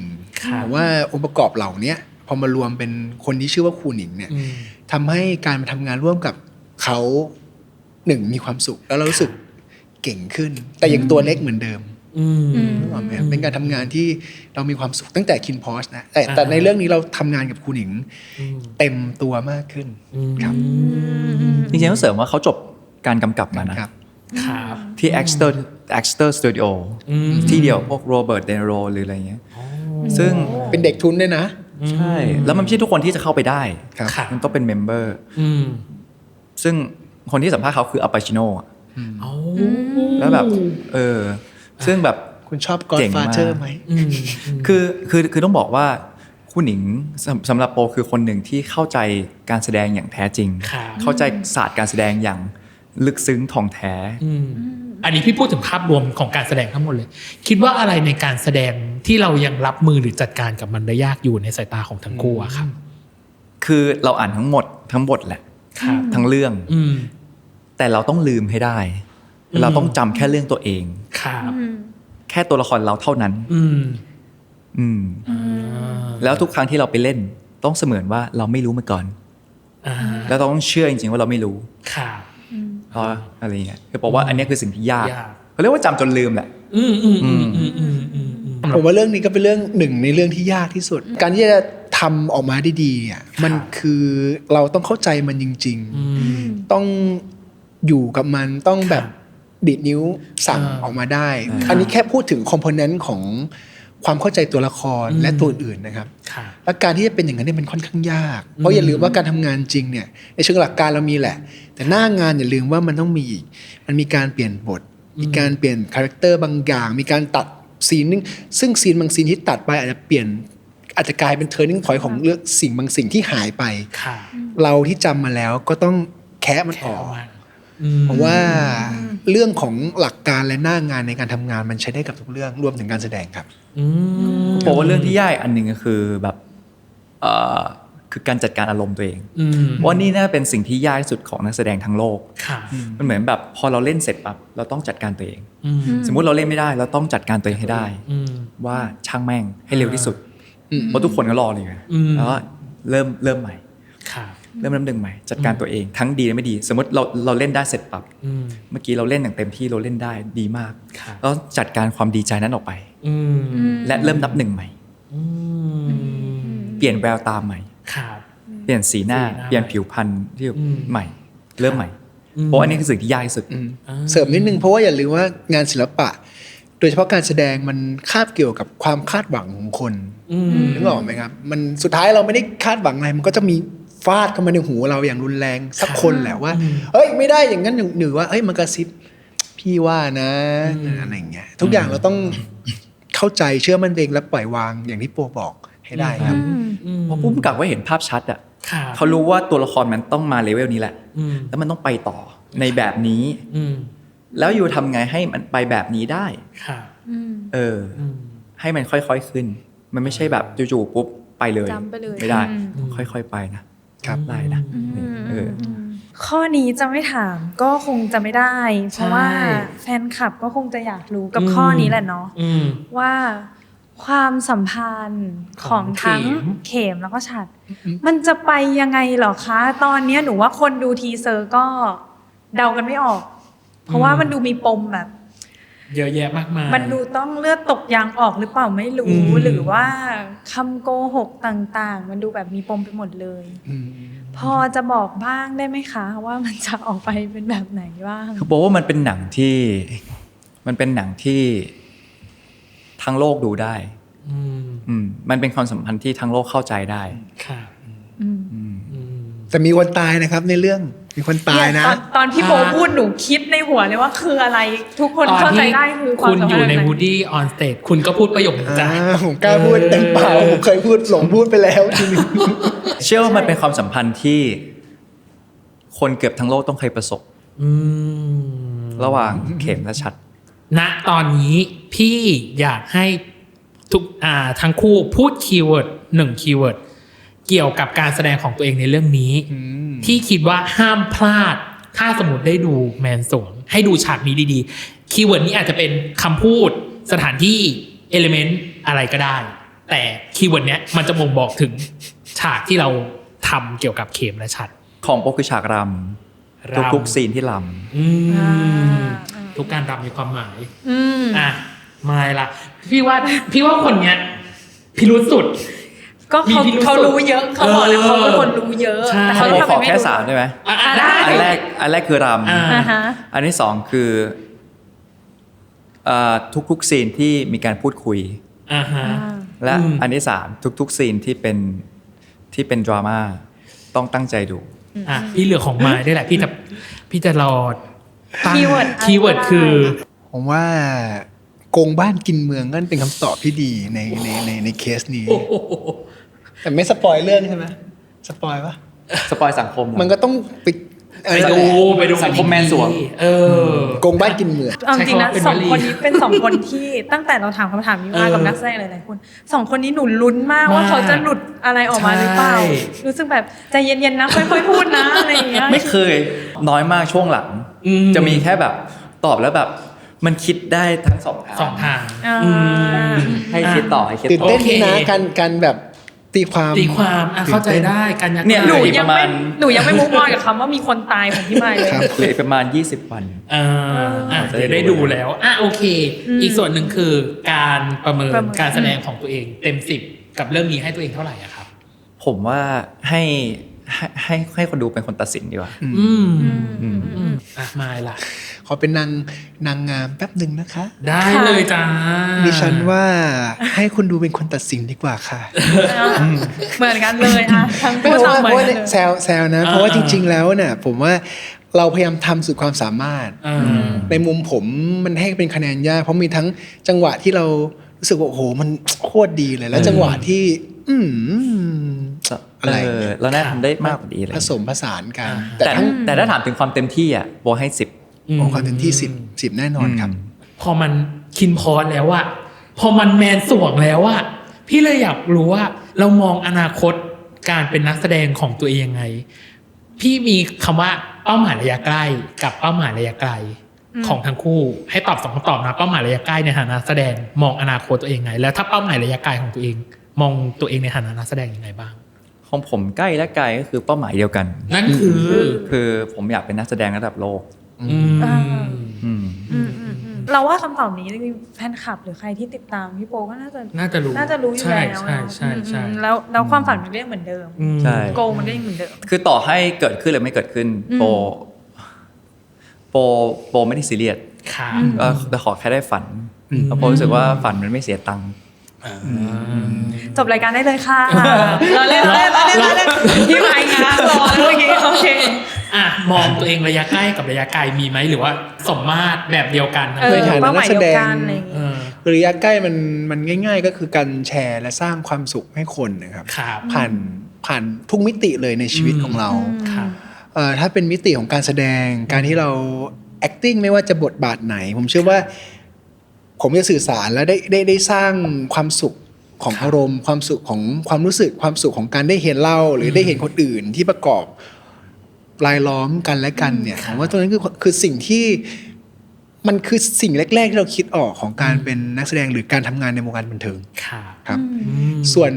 ระยะไกล อืม ตรงๆเลยผมยังไม่ได้มีภาพชัดในฐานะนักแสดง ครับ บังเอิญว่าผมเผลอมีความคิดบางอย่างช่วง2-3 ปีหลังว่าเราปล่อยให้สิ่งที่มันจะเจอมันเป็นมิติพิศวงแล้วเราไป discover บนพื้นฐานของการตั้งใจทำงานในทุกวันอย่างเต็มที่ ครับ ในพาร์ทของการทำงานนักแสดงมันเป็นอย่างนั้น อืม แต่ไม่นับกับชีวิตนะชีวิตมันมีอยู่แล้ว อืม ครับ ซึ่งมันจะสนุกเหมือนตอนคินพอสผมว่าใช้วิธีนั้น คือเป็นเรื่องแรกที่ผมเลือกจะใช้วิธีนั้น แล้วมันก็พาอะไรก็ไม่รู้ถึงตรงนี้ครับสำหรับผม ปล่อยให้เป็นเรื่องของอนาคต ใช่ แต่เต็มที่นะ เราไม่รู้ว่า ทุกวันต้องทุกครั้งที่ได้รับงานมาหรือ accept มาแล้วต้องเต็มที่ครับ แต่ข้อสุดท้ายของเราเนี่ย อย่างแรกเลยคือ พี่อยากให้เอาองค์เข็มและฉัตรมาสิงร่างหน่อย ยังจำความรู้สึกของเข็มและฉัตรได้อยู่หรือเปล่า ให้บอกถึงนักแสดงที่ชื่อมายและอโป ว่าการที่เขามาสวมบทเป็นเราอ่ะเขามีอะไรจะพูดหรือมีอะไรจะบอกถึงนักแสดงที่ชื่อมายและอโปบ้าง เข็มครับ เข็มมีอะไรอยากจะบอกถึงอโปบ้างอะครับ ก็ทุกสิ่งที่มันจะเกิดขึ้น มันจะเป็นสิ่งที่ดีเสมอ แล้วก็แค่ได้ทำสิ่งที่รัก แต่เต็มที่กับมันก็ดีแล้ว แล้วตัวของฉัตรนะครับ มีอะไรจะบอกถึงมายบ้างครับ มายเป็นสิ่งเดียวคล้ายๆกับสิ่งที่เราคิดว่า สิ่งที่เป็นอยู่มันก็ดีอยู่แล้ว การมองโลกที่บวกมันเป็นสิ่งที่ดีอยู่แล้ว การอบอ้อมอารีเป็นสิ่งที่ควรทำและสร้าง สิ่งที่พยายามทำอยู่ดีอยู่แล้ว อยากให้เพิ่มเรื่องความพอดี และการยอมรับกับสิ่งที่มันอาจจะบัดซบจากสิ่งรอบตัวหรือสังคม มันเป็นเรื่องธรรมชาติที่เกิดขึ้นได้ ไม่ว่าจะในยุคของเราหรือในยุคของเธออเข้าใจยอมรับ แล้วก็มีความสุขกับสิ่งที่จะเกิดขึ้นต่อไป ประมาณนี้ครับประมาณนี้ เอ็นซีนเรียบร้อย ไม่ค่อยกล้ามองตาทั้งคู่เท่าไหร่เลย เพราะว่าเอาจริงๆโจทย์นี้เป็นโจทย์ที่เราชอบให้นักแสดงโคฟ ตาเปลี่ยนไหมน่าจะเป เปลี่ ลี่ ย ย น น เปลี่ยน เปลี่ยนเลย เพราะ โอเค เราได้เห็นจริงๆเนาะถึงความทุ่มเทและเต็มที่ของนักแสดงทั้งคู่ทั้งมายและโปเนาะในภาพยนตร์แมนสวงยังไงฝากหน่อยครับกับภาพยนตร์เรื่องแมนสวงกับผู้ชมหรือผู้ฟังพอดแคสต์นี้ครับ คือผมว่าการที่จะมีหนังสักเรื่องที่ทุกคนมีแพชชั่นเดียวกัน ฮะ คือการที่อยากทำงานให้แบบเต็มที่ แล้วก็อยากพามันไปให้ได้ไกลที่สุด อืม ไม่ว่าจะที่ไหนบนโลกใบนี้ ครับ แล้วอยากให้มันเข้าถึงคนทุกชาติให้ได้มากที่สุดเนี่ยรู้สึกว่าแล้วนี่เป็นครั้งหนึ่งแล้วสำหรับโปในฐานะคนไทย ครับ ที่เกิดที่นี่โบก็อยากให้มันเป็นสิ่งสวยงามหนึ่งที่ทำให้คนพูดถึงประเทศไทยแล้วนึกถึงการศิลปะวัฒนธรรมไทย อืม ของไทยแล้วมันจะดีมากถ้าเขาได้เห็นจากหนังเรื่องแมนสวง คือบอกว่ามันไม่ใช่แค่แบบอาหารหรือสถานที่หรือคนหรือ culture ที่มันสวยงามมันมีศิลปะที่มันสวยงามอีกอยากให้ทุกคนได้เข้าถึงมันได้จริงๆแล้วก็อยากให้ทุกคนได้ enjoy กับมันไปในแต่ละโมเมนต์แล้วได้กลับมาคบคิดกับตัวเองว่าทุกวันนี้เราได้เริ่มรักตัวเองหรือยังเราได้เริ่มยอมรับความเป็นตัวเองมากพอหรือยังและเราได้เข้าใจตัวเองมากพอหรือยังเราถึงจะเริ่มรักคนอื่นต่อไปได้เรื่อยๆฝากด้วยครับแมนสวงครับ หนึ่งในสิ่งที่น่ามหัศจรรย์ที่สุดของการดูหนังของคำว่าภาพยนตร์คือการที่คนดู สามารถเข้าไป enjoy moment ต่างๆ ผ่านการเวลา ครับ ผ่านจินตนาการ แล้วก็ทำให้ได้รับ energy บางอย่างที่พอเรากลับไปที่บ้านน่ะได้ทำให้เราได้ทบทวนกับสิ่งที่เกิดขึ้นในเรื่องและกับตัวเอง ค่ะ ไอ้ความมหัศจรรย์เหล่านี้จะได้เจอในแมนสวงแน่นอน บนพื้นฐานของความบันเทิง อืม ความสวยงามแบบไทย ค่ะ ที่มี mix culture อะครับผมว่าแมนสวงจะเป็นอีกเรื่องหนึ่งที่ทำให้ทุกคนน่ะรู้สึกตราตรึง ครับ ในใจ อืม ผมขายอย่างนี้นะ เพราะผมรู้สึกอย่างนี้ ค่ะ แล้วก็แมนสวงจะเป็นอีกเรื่องหนึ่งที่ทำให้ทุกคนได้เห็นว่าเฮ้ยจริง ๆ แล้วไอ้สิ่งที่มันเห็นอยู่ข้างหน้าหรือเราคุณคิดว่ามันน่าจะเป็นมันอาจจะไม่ใช่สิ่งนั้นเลยก็ได้ ครับ ครับ อืม แต่แน่นอนมีความสุขแน่นอนหลังดูแมนสวง 24 สิงหาคมนี้ครับ อืม ปิดดี ปิด จบ ดี ดี มาก ครบถ้วน ตะกี้นี้ที่อโปบอกว่าอโปมีเขาเรียกนะตอบข้อสงสัยเลยว่าตัวเองรักตัวเองยังไง เข้าใจตัวเองยังไง วันนี้เราได้สัมภาษณ์แล้วเราก็รักและเข้าใจในตัวของทั้งคู่มากขึ้น เออ นี่เป็นไง โอ้โห ล่ะ จบแบบอาต่อยอะชอบกันเลย มีกรอบรูปให้ไหมฮะ ไม่มีรายการไม่มีขอโทษด้วย ไม่ได้มีขนาดนั้น แต่ว่าเราเห็นถึงความทุ่มเทจริงๆ เราเห็นถึงความเต็มที่ของนักแสดงทั้งคู่แล้วจริง ๆ รวมถึงการตอบคำถามวันนี้ที่จริงการตอบคำถามวันนี้เอาจริงๆมันแอบดีฟประมาณหนึ่งแต่ก็หวังว่าทั้งคู่จะสนุกในการดีฟครั้งนี้ของเรา เรียบร้อยน้องเนยจบไปแล้ว ตอนนี้สงสารพี่มายแบบสุดหัวใจ ใช่ รู้สึกว่า ลึกจุดใจตอนนี้ลึกจุดใจ จบไปเป็นที่เรียบร้อยแล้วกับ EP แรกเนาะในแคมเปญ Epilogue of Worldwide นะครับ ครับ หรือบทส่งท้ายของ Worldwide เนาะที่คิดว่าใครที่รอติดตามการสัมภาษณ์ของไมค์อโปครั้งนี้จากทาง Worldwide ของเราอยู่ คิดว่าเราทำเต็มที่แล้ว แล้วก็ จริงๆ คำตอบก็เต็มที่ เต็มที่แล้วจริงๆ ดุเด็ดเผ็ดมันบอกเลย น่าจะตลอดประมาณ1ชั่วโมงนิดๆที่ผ่านมาเนาะยังไงฝากเป็นกำลังใจให้กับภาพยนตร์เรื่องแมนสวงด้วยนะครับยังไงวันนี้ขอบคุณทั้งไมค์และโปมากครับ ขอบคุณมากครับขอบคุณครับ ขอบคุณนะคะ สนุกมากขอบคุณครับ ยังเหลืออีก2 EP เนาะกับแคมเปญ Epilogue of Worldwide ยังไงฝากติดตามกันด้วยนะครับกับ Worldwide โลกทั้งใบให้วายอย่างเดียว ใน ค่ะ ทุกวันอังคาร ทุกช่องทางของ Salmon Podcast นะคะ สำหรับวันนี้พี่ดีพี่ตั้มและ และโคโฮซังเนย ร ค่ะ วมถึงเข็มและชาติมาและอโปนนะครับต้องขอลาไปก่อนนะครับผม สวัสดีครับ สวัสดีค่ะ สวัสดีครับ